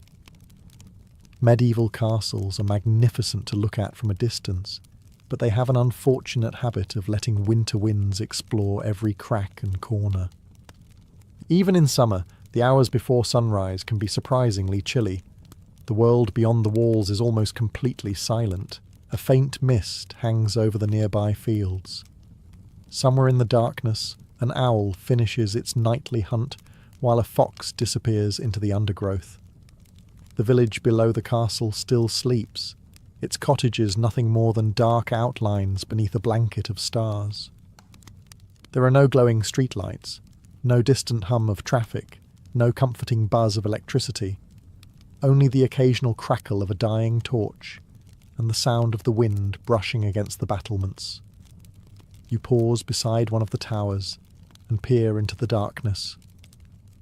Every few minutes your eyes scan the roads leading toward the castle. Merchants sometimes arrive before sunrise, hoping for an early start. Messengers carrying urgent news often travel through the night. Less welcome visitors, bandits, raiders, or enemy scouts also prefer darkness. Fortunately, tonight the roads remain empty. Still, the watch cannot relax. A medieval castle survives because someone is always paying attention. Down in the courtyard, only a handful of lanterns still burn. Most of yesterday's fires have faded into glowing embers. The great hall is quiet, the stables peaceful except for the occasional snort from a horse dreaming of greener pastures, or perhaps simply dreaming of not carrying armoured knights all day. Frankly, the horse has a reasonable point. The castle itself seems almost asleep. Yet appearances can be deceiving. Inside the gatehouse, the night guards quietly exchange information with the men who will soon replace them. In the chapel, an elderly priest has already risen for his morning prayers. Somewhere in the kitchens, one of the senior cooks is beginning to stir, knowing that feeding more than 100 people cannot be accomplished in the last 10 minutes before breakfast. Life inside a castle never truly stops. Even while nobles sleep beneath heavy feather beds, dozens of servants continue working through the darkness. Stable boys check valuable horses. Bakers prepare dough before the ovens are lit. The castle physician may spend the night tending a sick servant or treating a wounded soldier who arrived after sunset. Every hour belongs to someone. As the eastern horizon slowly changes from black to deep blue, the first rays of dawn begin creeping across the countryside. The longest shift of the night is nearly over. For the castle, however, the real work is only just about to begin. As the first pale light spreads across the sky, the castle's quiet stillness begins to disappear. The changing of the watch is underway. The guards who have spent the entire night patrolling the battlements finally make their way toward the gatehouse. Their faces are tired, their cloaks damp with morning dew, and they are already thinking about a warm meal and a few precious hours of sleep. Coming the other way are fresh guards, adjusting helmets, fastening belts, and taking their places without ceremony. Every shift begins with the same exchange. Anything unusual? If the answer is nothing, everyone breathes a little easier. If the answer is anything else, the morning suddenly becomes much more interesting. The gatehouse is easily the busiest building in the castle this early in the day. It is far more than a pair of wooden doors. It is a fortress within the fortress, built to protect the weakest point in the walls. Massive oak gates reinforced with iron stand several inches thick, while above them waits the portcullis, a heavy iron lattice that can crash down in seconds if danger appears. Murder holes line the ceiling above the entrance, allowing defenders to attack anyone foolish enough to fight their way inside. It is a welcoming sight, provided you are arriving peacefully. The captain of the guard begins his inspection. He checks that the locking beams are undamaged after another night. The hinges are examined for cracks. The chains supporting the drawbridge are inspected, and every mechanism is tested before anyone touches the controls. A broken chain at the wrong moment could turn an ordinary morning into an extremely memorable lesson in medieval engineering.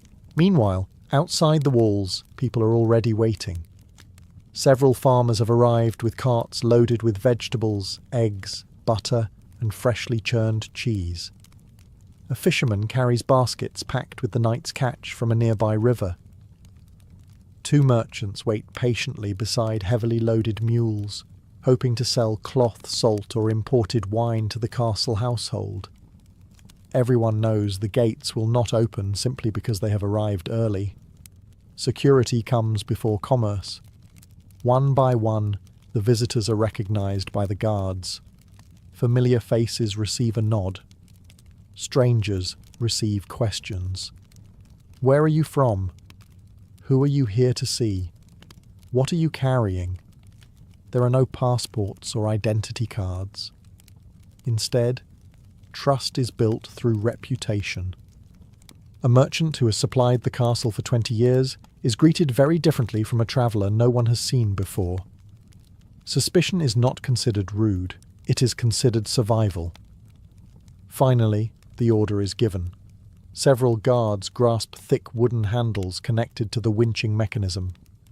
Slowly, the massive portcullis rises with a deep metallic rattle that echoes across the courtyard. At the same time, other men push against the enormous gates. They swing outward with a long, groaning creak, their iron hinges complaining after another damp night. For the first time since sunset, the castle opens itself to the outside world. Almost immediately, the quiet courtyard begins to fill with life. Farmers lead their carts across the drawbridge. Messengers hurry inside carrying sealed letters. Stable boys guide wagons toward the storehouses, while guards continue watching every newcomer with practiced eyes. The castle is no longer asleep. Its heart has begun to beat, and the next task waiting for hundreds of people is warming the fortress itself before the morning truly begins. With the gates now standing open and the first visitors entering the courtyard, another transformation begins inside the castle walls. The fortress must be brought back to life, not with magic, with fire. Throughout the night, most of the castle's great hearths have been allowed to die down, leaving only glowing embers buried beneath layers of ash.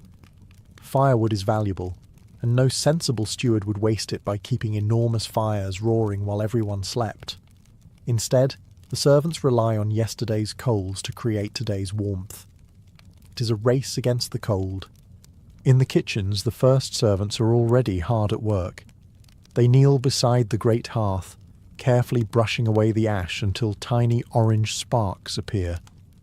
Dry straw is laid over the embers, followed by thin twigs collected the previous day. One servant bends low and blows gently. Nothing happens. He blows again. A tiny flame flickers. Another handful of kindling is added, then another, until suddenly the fire catches with a satisfying crackle. Within minutes, thick oak logs are pushed into the growing blaze, and the massive fireplace begins warming the largest room in the castle. One fire is never enough. Large castles often contain dozens of hearths scattered throughout the kitchens, great hall, private chambers, workshops, guard rooms, and even some towers. Every one of them must be relit. Servants hurry through dark corridors carrying glowing coals in iron braziers, using them to awaken fireplaces that have slept through the night. It is surprisingly dangerous work. A dropped coal can set straw flooring ablaze. A neglected chimney can fill a chamber with deadly smoke. Medieval castles were built largely of stone, but their floors, furniture, roofs, tapestries and beams contained plenty of wood. Fire was both the castle's greatest servant and one of its greatest enemies. Soon the kitchens become almost unrecognisable. The cold silence is replaced by the sound of crackling logs, clanging iron pots, and the scraping of heavy cauldrons across stone hearths. Sparks dance upward into blackened chimneys that have witnessed generations of cooks preparing meals for nobles, soldiers, and servants alike. The smell changes as well. First comes wood smoke, filling the air with the familiar scent of burning oak and beech. Then fresh bread begins baking inside enormous ovens that were heated long before dawn. Porridge simmers in great iron pots. Bacon sizzles over open flames, while onions and herbs release aromas that slowly drift through the corridors. If you are sleeping in one of the upper chambers, this is probably when you wake up. Not because someone politely announces breakfast, because an entire castle has suddenly become wonderfully noisy. Elsewhere, maids carry candles and small oil lamps through the darker rooms, replacing those that burned out overnight. Although daylight is spreading outside, Thick stone walls and narrow windows leave many interiors surprisingly dim. Light remains just as important as heat. By the time the sun rises fully above the battlements, warmth is beginning to spread through the fortress. The castle no longer feels like a cold stone shell. It feels like a home. And now that the fires are burning, it is finally time for the people who live here, from the highest noble to the youngest stable boy, to begin their own morning routines. With the fires burning and the kitchens filling the castle with the smell of fresh bread, the fortress begins to wake room by room. Not everyone wakes at the same time, and certainly not everyone wakes the same way. In the Lord's private chamber, thick curtains allow only thin strips of morning light to creep through the narrow windows. The room is one of the warmest in the castle, thanks to its large fireplace and heavy tapestries hanging along the stone walls. Even so, the air remains cool enough that nobody is eager to leave the comfort of the bed. The Lord's day rarely begins alone. A valet quietly enters the chamber carrying freshly heated water in bronze basins. Another servant lays out the day's clothing, a linen shirt, woolen hose, a finely woven tunic, leather belt, and perhaps a fur-lined cloak if winter has settled over the countryside. Wealthy nobles owned dozens of garments, but dressing still required assistance. Buttons were scarce, layers were numerous, and expensive fabrics deserved careful handling. There is no rushing. A medieval noble's appearance is a statement of authority. Meanwhile, in the ladies' chambers, the morning follows a similar rhythm. Her attendants help brush and braid her hair, arrange her gown, and prepare jewellery appropriate for the day's responsibilities. Contrary to popular imagination, noble women often had busy schedules. They supervised servants, managed household supplies, oversaw textile production, received guests, organised charitable work, and sometimes even handled estate business while their husbands travelled or fought in distant campaigns. Elsewhere in the castle, life is considerably less elegant. The squires have already been awake for some time. Young boys training to become knights quickly discover that sleeping late is an excellent way to become acquainted with extra chores.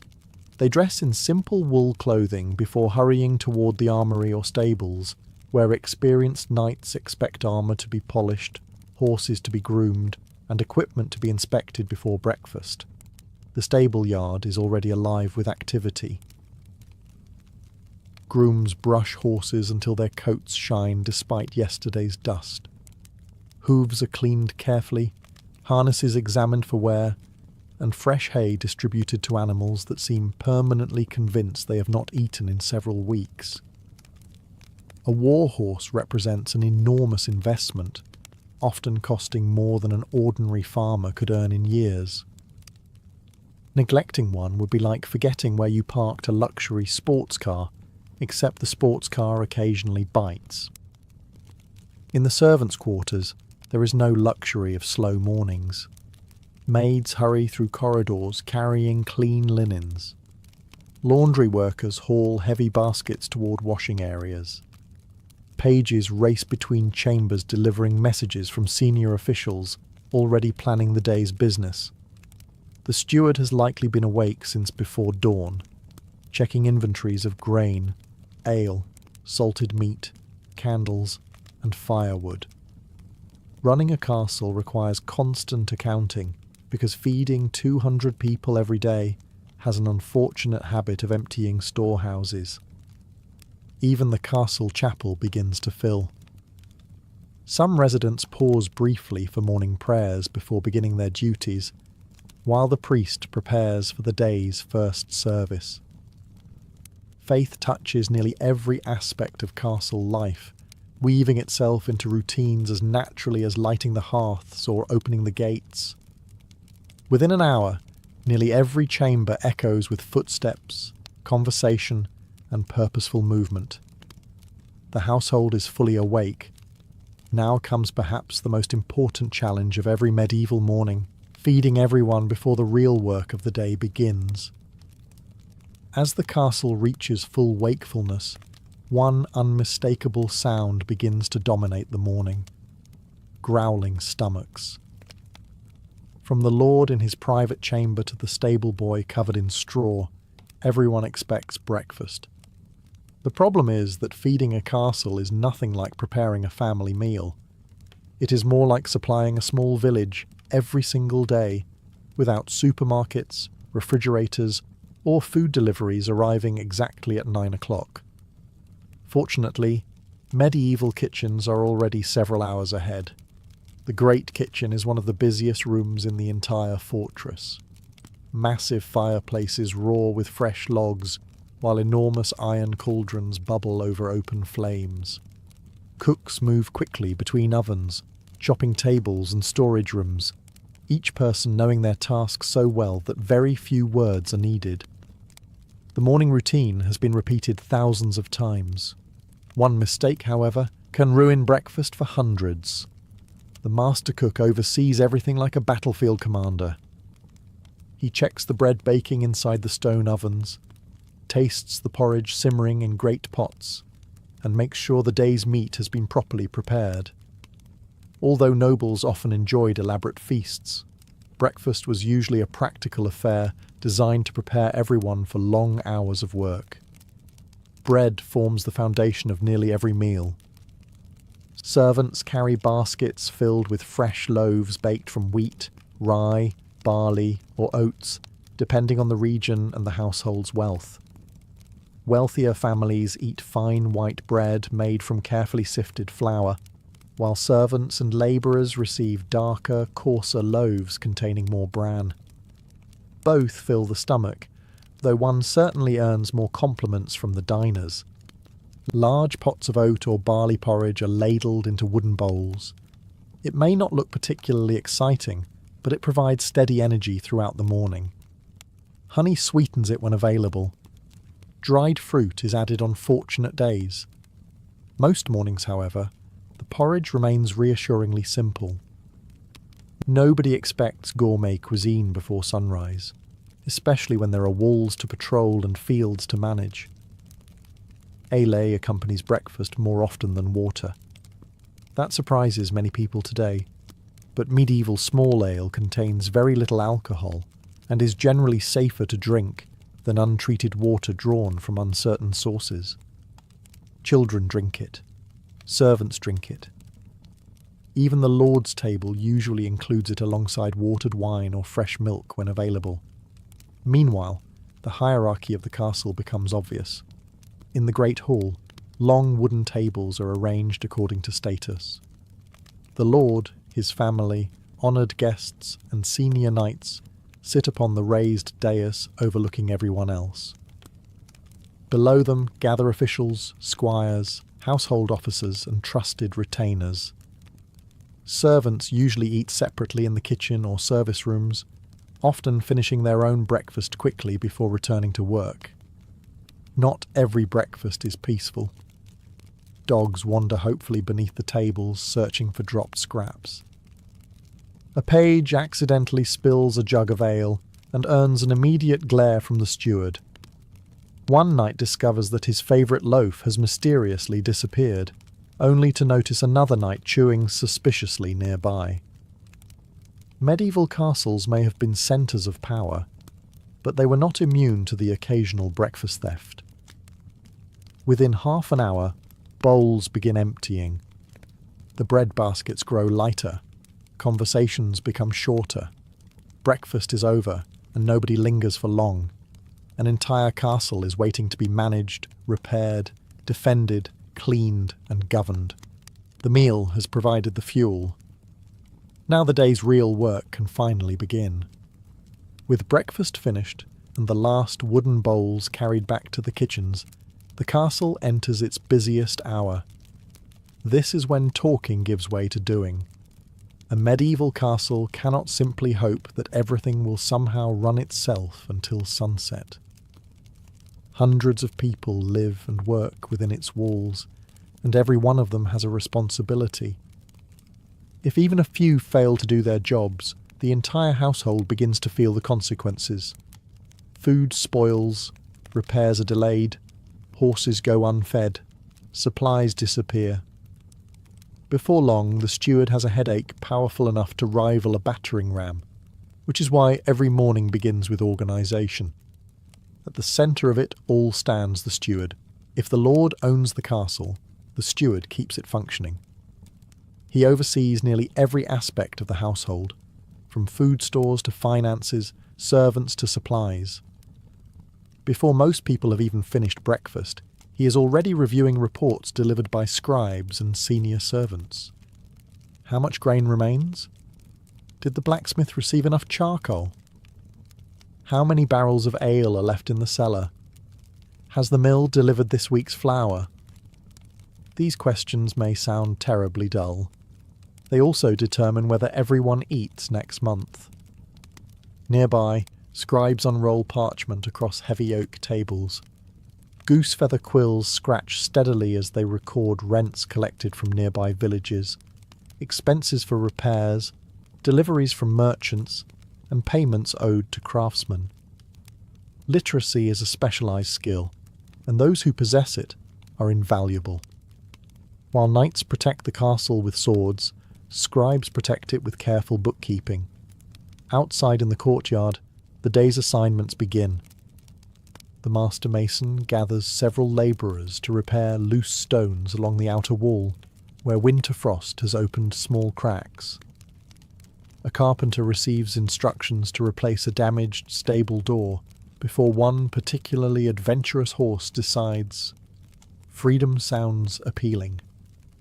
Roofers climb ladders carrying bundles of wooden shingles, hoping to finish repairs before the next rainfall reminds everyone why maintenance matters. In another corner of the castle, the blacksmith's forge roars back to life. The rhythmic ringing of hammer against hot iron echoes across the courtyard. Horses need fresh shoes. Hinges require repair. Broken knives must be sharpened. Armour occasionally arrives dented after tournaments or skirmishes, looking rather less heroic than its owner remembers. The armourer has seen worse.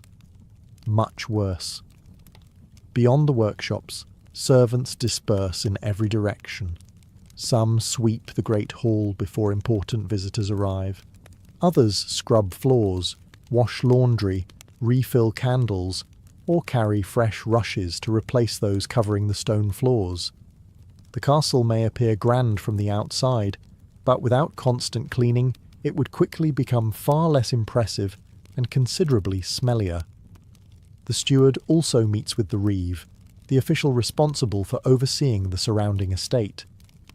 Together, they discuss today's work beyond the walls. Farmers must plough fields, shepherds move their flocks, woodcutters gather timber, and foresters inspect hunting grounds belonging to the lord. The castle depends entirely upon the countryside around it. Without the villages, forests, mills, and farms, even the strongest fortress would soon run out of food. Within an hour, every corner of the castle hums with activity. Orders have been given. Tools are in motion. Repairs have begun. The fortress now operates like an enormous machine, each person serving as one essential gear. But while hundreds labour to keep daily life running smoothly, another group has a very different responsibility. Their job is making sure the castle remains ready for war, even on the most ordinary morning.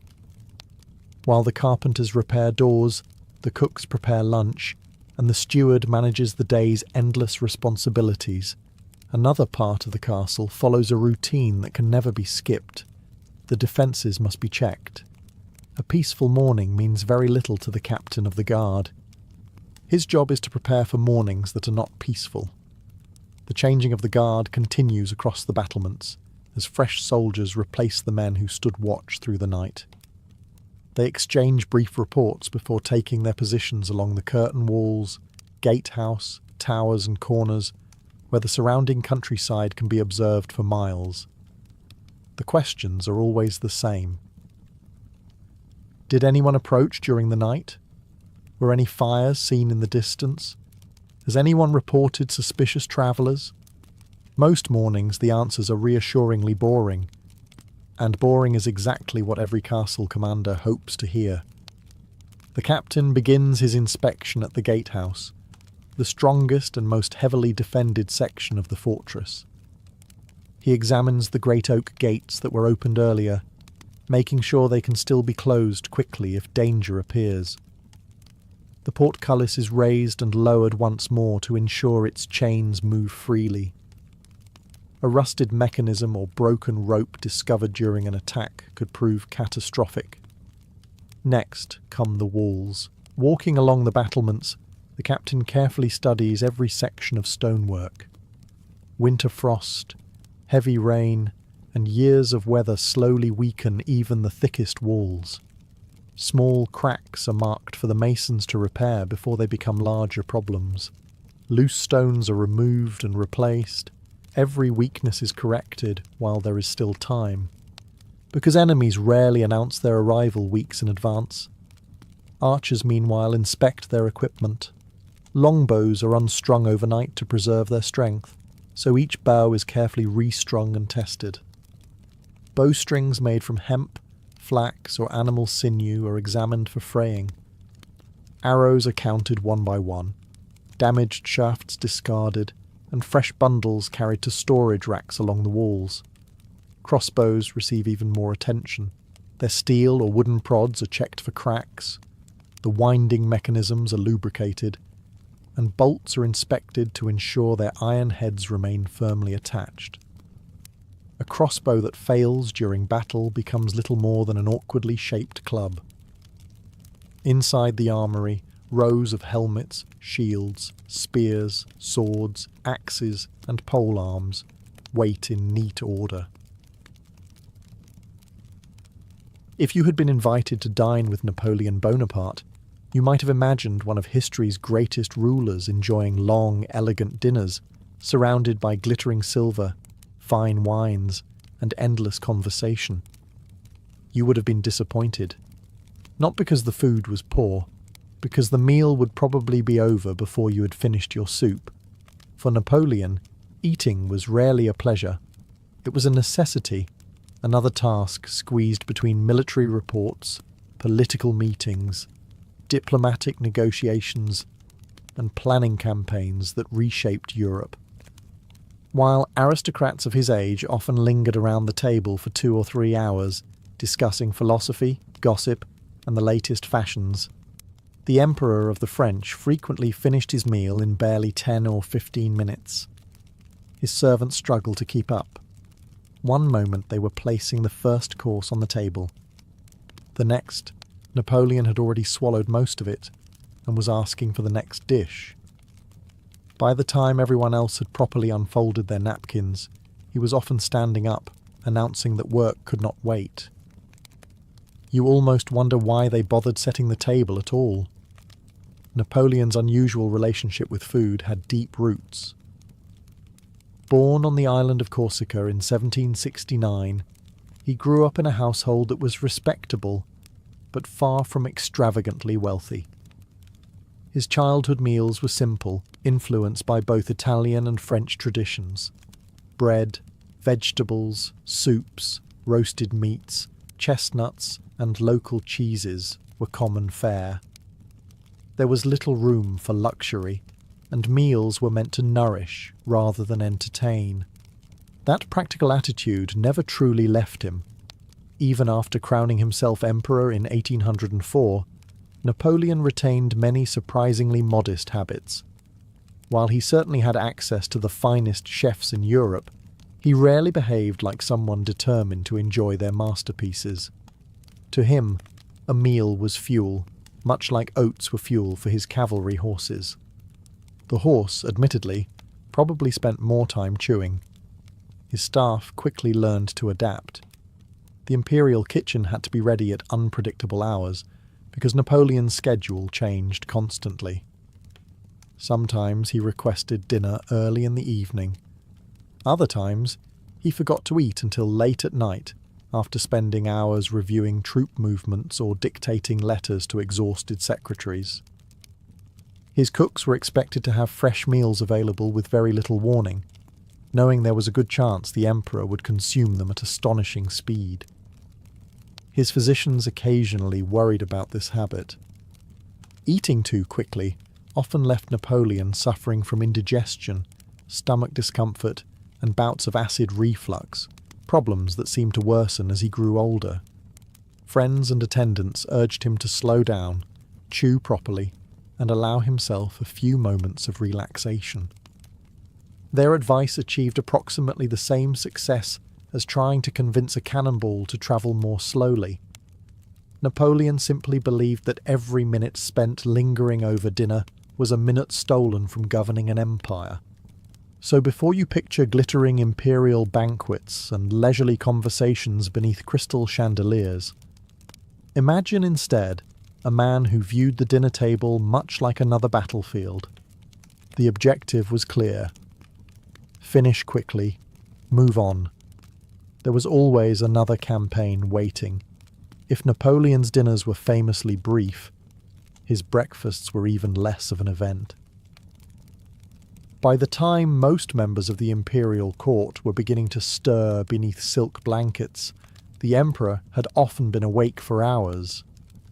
Napoleon preferred rising early, especially when military matters or affairs of state demanded his attention. Secretaries, ministers, and aides-de-camp quickly learned that the day could begin almost immediately after sunrise, and anyone arriving late risked discovering that the emperor had already completed several hours of work. His breakfast reflected the same attitude. Simple, efficient. Forget towering stacks of pastries or lavish buffets stretching across marble halls. Napoleon's morning meal was usually modest, often consisting of a cup of coffee, sometimes mixed with milk, accompanied by bread or toast. On other mornings he preferred hot chocolate, a fashionable drink among Europe's elite, though even then he rarely lingered to savour it.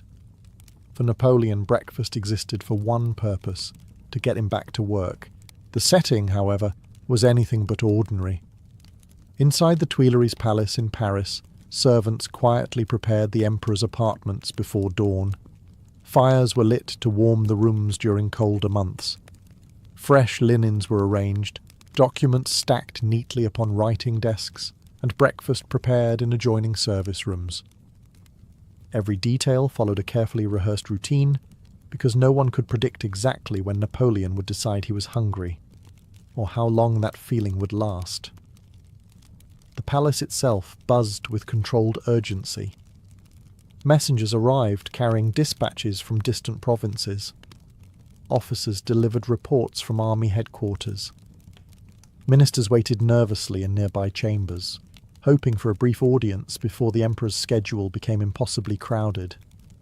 While cooks carried trays through polished corridors, clerks hurried in the opposite direction with maps, letters, and official decrees awaiting Napoleon's signature. Breakfast often happened in the middle of all this activity. It was not unusual for Napoleon to continue reading reports while eating. Secretaries sometimes remained nearby, ready to write down instructions between mouthfuls of bread and coffee. One moment, he might be discussing taxation in northern Italy. The next, he would ask about naval construction or dictate a reply to an ambassador in Vienna. Multitasking, it turns out, was not invented by modern office workers. It simply involved considerably more uniforms. Napoleon's valet, Louis-Joseph Marchand, who later served him faithfully during his exile, observed that the emperor often paid remarkably little attention to what was placed before him. If the food was warm and arrived promptly, he was generally satisfied. His concern lay not in culinary perfection, but in whether breakfast interrupted the flow of his thoughts. Sometimes it barely interrupted them at all. His physicians occasionally encouraged a more balanced diet and slower eating habits, especially as digestive complaints became more frequent. They suggested that regular meals, eaten calmly, might ease the stomach pains that troubled him throughout much of his adult life. Napoleon listened politely, Then he returned to finishing breakfast in the time it took most people to decide whether they wanted jam or butter. As the last sip of coffee disappeared and the empty cup was quietly removed by waiting servants, the meal ended almost as quickly as it had begun. The Emperor rose from his chair, reached for another bundle of reports, and without a second thought left the breakfast table behind. Fortunately for his cooks, lunch and dinner offered slightly more opportunity to display their talents, especially when one particular chicken dish would become forever linked to Napoleon's name. Although Napoleon treated meals like military manoeuvres, there were still certain dishes that earned his approval. Some became genuine favourites, others became legends. None achieved greater fame than chicken Marengo. According to one of the most enduring stories in culinary history, the dish was born on the evening of the Battle of Marengo in 1800.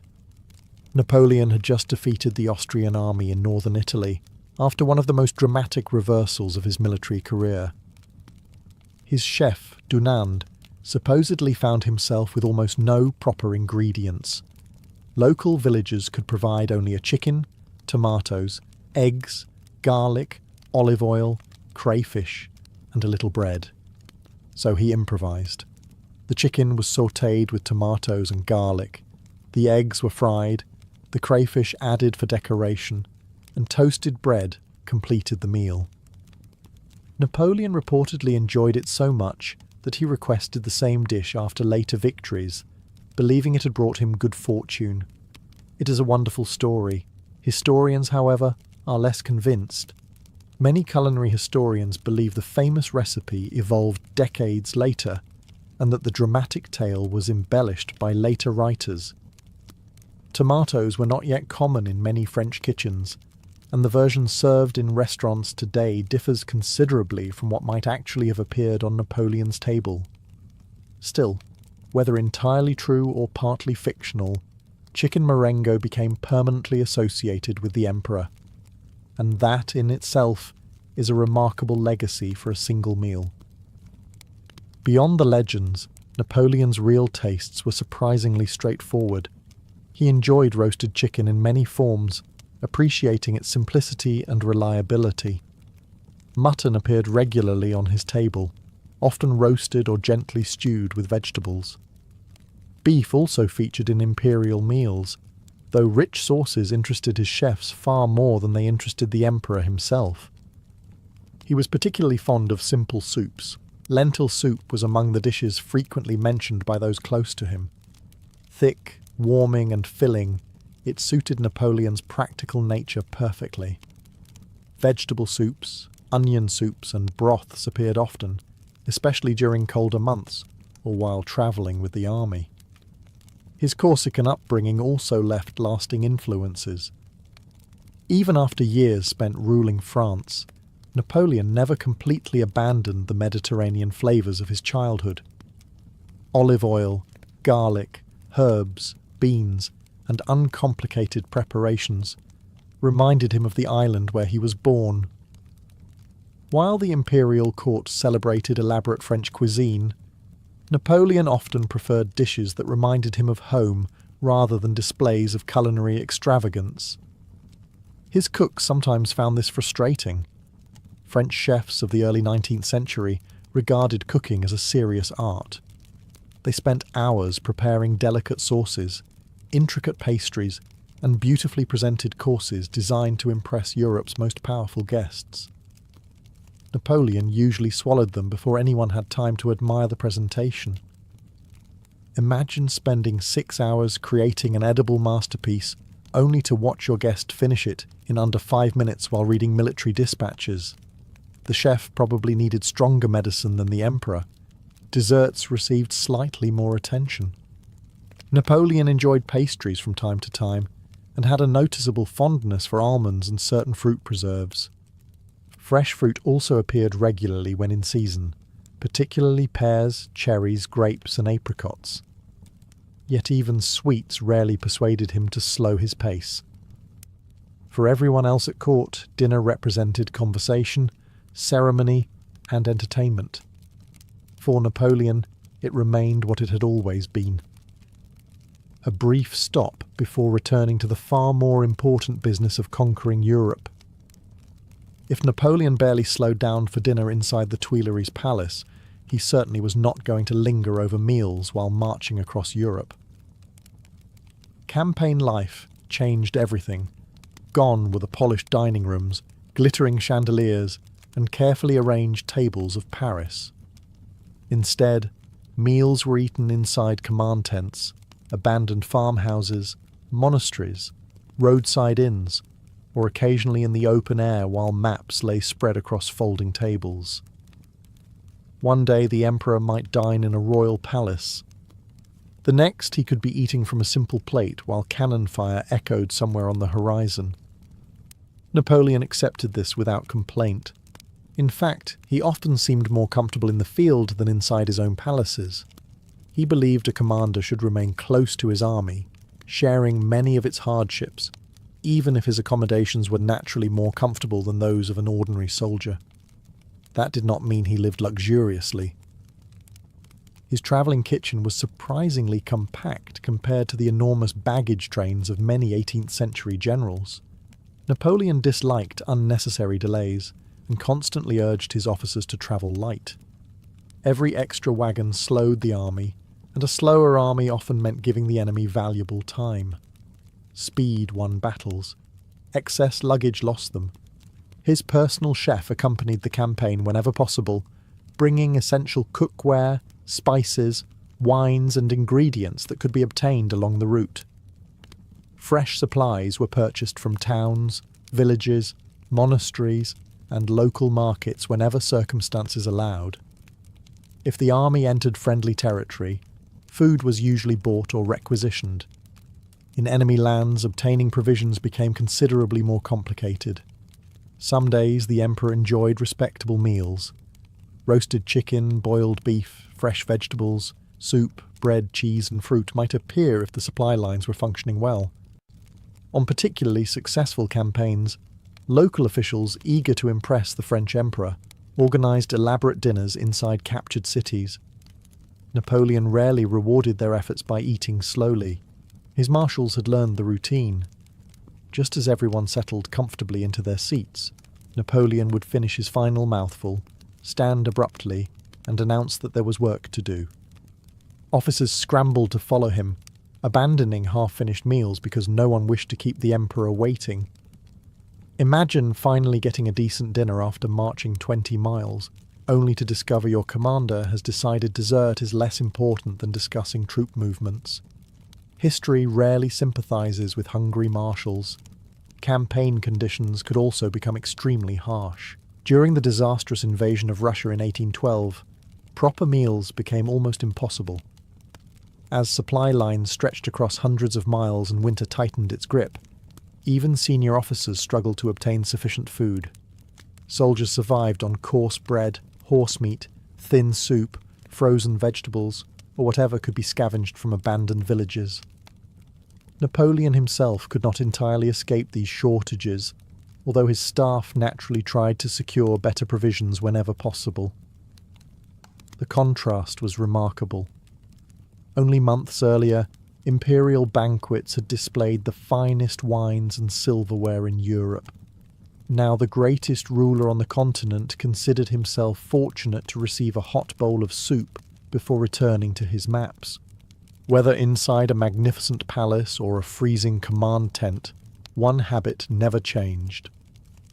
Napoleon still treated every meal as a brief interruption. His attention always remained fixed on the next march, the next battle, or the next decision that might determine the fate of an empire. While Napoleon hurried through his meals as though they were delaying a battle, an entire army of servants worked tirelessly to make those few minutes possible. The irony was almost comical. The emperor might spend 12 minutes eating. His kitchen had spent 12 hours preparing. Long before Napoleon entered the dining room, activity had already begun below stairs. The imperial kitchens were a world unto themselves, hidden from the glittering salons where diplomats and generals admired polished silver and crystal glasses. Here there was no elegance, only organised chaos. Large fireplaces roared from dawn until late at night. Copper pots hung above glowing coals. Knives struck chopping blocks with rhythmic precision. Fresh herbs filled the air with the scents of thyme, parsley, rosemary and bay leaves. Cooks hurried between ovens carrying roasting pans, while apprentices rushed to fetch butter, flour, wine, cream and vegetables from nearby storerooms. Everything had to be perfect, not because Napoleon was especially demanding about flavour, because serving the emperor was a matter of national prestige. At the head of this culinary operation stood the imperial chef, assisted by numerous specialists. One baker focused almost entirely on bread and pastries. Another prepared sauces, considered the soul of French cuisine. Others handled roasting, soups, desserts, or the careful preparation of fish and game. Every role mattered. A delayed sauce could hold up an entire meal. Napoleon, however, had very little patience for delays. His staff never knew exactly when he might decide he was hungry. Some evenings, dinner arrived at 6. On others, the emperor ignored food until nearly midnight, because he had become absorbed in military reports or meetings with ministers. The kitchen, therefore, remained in a constant state of readiness, with fires burning and ingredients prepared so a complete meal could appear almost immediately. Imagine running a restaurant where your only customer refuses to make reservations, and also happens to rule most of continental Europe. The food itself travelled through an elaborate chain before reaching the table. Kitchen servants arranged each course with extraordinary care. Silver serving dishes were polished until they reflected candlelight like mirrors. Fine porcelain from Sèvres often accompanied state dinners, while crystal decanters held carefully selected wines from Burgundy, Bordeaux, Champagne, and other celebrated regions of France. Then came one final challenge: getting the food to Napoleon while it was still hot. The imperial household employed servants whose sole responsibility was carrying dishes from the kitchens to the dining room in perfect condition. Timing mattered enormously. Soups cooled quickly. Sauces separated. Roasted meats lost their tenderness if they waited too long. Unfortunately for the cooks, Napoleon usually defeated them anyway. No sooner had the first course been placed before him than he had already begun eating with remarkable speed. Delicate garnishes, carefully arranged vegetables, and artistic presentation often escaped his notice entirely.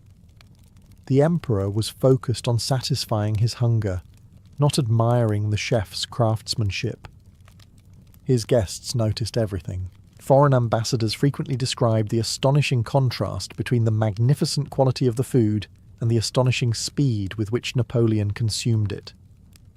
Many barely had time to begin their own meals before the emperor pushed back his chair and prepared to leave. For the kitchen staff, this created an unusual rhythm.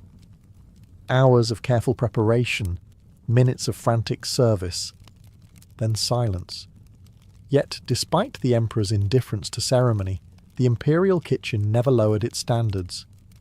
Every meal, whether eaten in 10 minutes or 2 hours, reflected the prestige of France itself. Because even if Napoleon viewed dinner as little more than another appointment, the rest of Europe was watching every course that appeared on his table. By now you may be wondering whether Napoleon ever actually enjoyed a meal. The answer is yes. He simply didn't enjoy spending much time eating it. His astonishing speed at the dinner table became one of his most recognizable personal habits. Diplomats mentioned it in their memoirs. Members of the imperial household joked about it. Even visitors seeing him dine for the first time often left amazed that one of the most powerful men in Europe could finish an elaborate meal before everyone else had reached their second course. The explanation was not that he disliked food. It was that his mind almost never stopped working. Napoleon possessed an extraordinary ability to concentrate for hours without interruption. Whether reviewing battle plans, reading reports from governors, correcting legal documents, or dictating letters to his secretaries, he became completely absorbed in the task before him. Meals interrupted that flow of thought. To him, dinner was not relaxation, it was an obstacle. Those closest to him noticed that he often continued thinking about military affairs even while eating. Secretaries sometimes stood nearby with notebooks, ready to record new instructions the moment an idea entered the emperor's mind. Between bites of roasted chicken or spoonfuls of soup, Napoleon might suddenly ask for casualty reports from Italy, request maps of the Rhine, or dictate changes to tomorrow's orders. Imagine trying to enjoy dessert while your boss decides this is the perfect moment to reorganize half of Europe. Conversation at the table reflected this habit. Unlike many monarchs, who used meals as opportunities for long discussions and entertainment, Napoleon frequently remained quiet. If he did speak, the topic was rarely light-hearted. Ministers could suddenly find themselves answering difficult political questions while attempting to butter a piece of bread. There was very little small talk, even less small dessert. His eating habits may also have been shaped by his years as a young artillery officer. Military life rarely encourages leisurely dining. Officers often learned to eat whenever food became available, because the next march, inspection, or battle could begin without warning. Those early habits remained with Napoleon long after he exchanged a lieutenant's uniform for an imperial crown. His physicians, however, viewed the situation differently. As the years passed, Napoleon increasingly complained of stomach pain, heartburn, indigestion, and occasional nausea. Doctors repeatedly suggested that eating too quickly prevented proper digestion. They advised him to chew more slowly, rest after meals, and reduce the constant pressure he placed upon himself. Their recommendations were perfectly sensible. Unfortunately, they were directed at Napoleon Bonaparte. He followed military timetables far more faithfully than medical advice. Modern historians have also suggested that stress played a significant role. Few rulers carried responsibilities on quite the same scale. At the height of his empire, Napoleon governed millions of people while directing campaigns across much of Europe. Every day brought diplomatic crises, military decisions, financial concerns, and political challenges that demanded immediate attention. Under those circumstances, it becomes easier to understand why dinner rarely occupied his full attention. Looking back, his rushed meals reveal something larger than an unusual table manner. They reveal a man who measured time differently from almost everyone around him. To Napoleon, every minute spent lingering over food was a minute that could have been spent planning a campaign, solving a political problem, or strengthening his empire. For better or worse, even the emperor's appetite marched at military speed. If Napoleon disliked spending time at the dinner table, there was one situation in which he had no choice: state banquets. An emperor could rush through a private meal. He could not rush through diplomacy, or at least he was expected not to. Throughout his reign, the imperial palaces of France hosted magnificent dinners for kings, princes, ambassadors, generals, scientists, and foreign dignitaries. These banquets were far more than opportunities to eat. They were carefully choreographed displays of power, wealth, and stability, designed to remind every guest that France stood at the centre of Europe.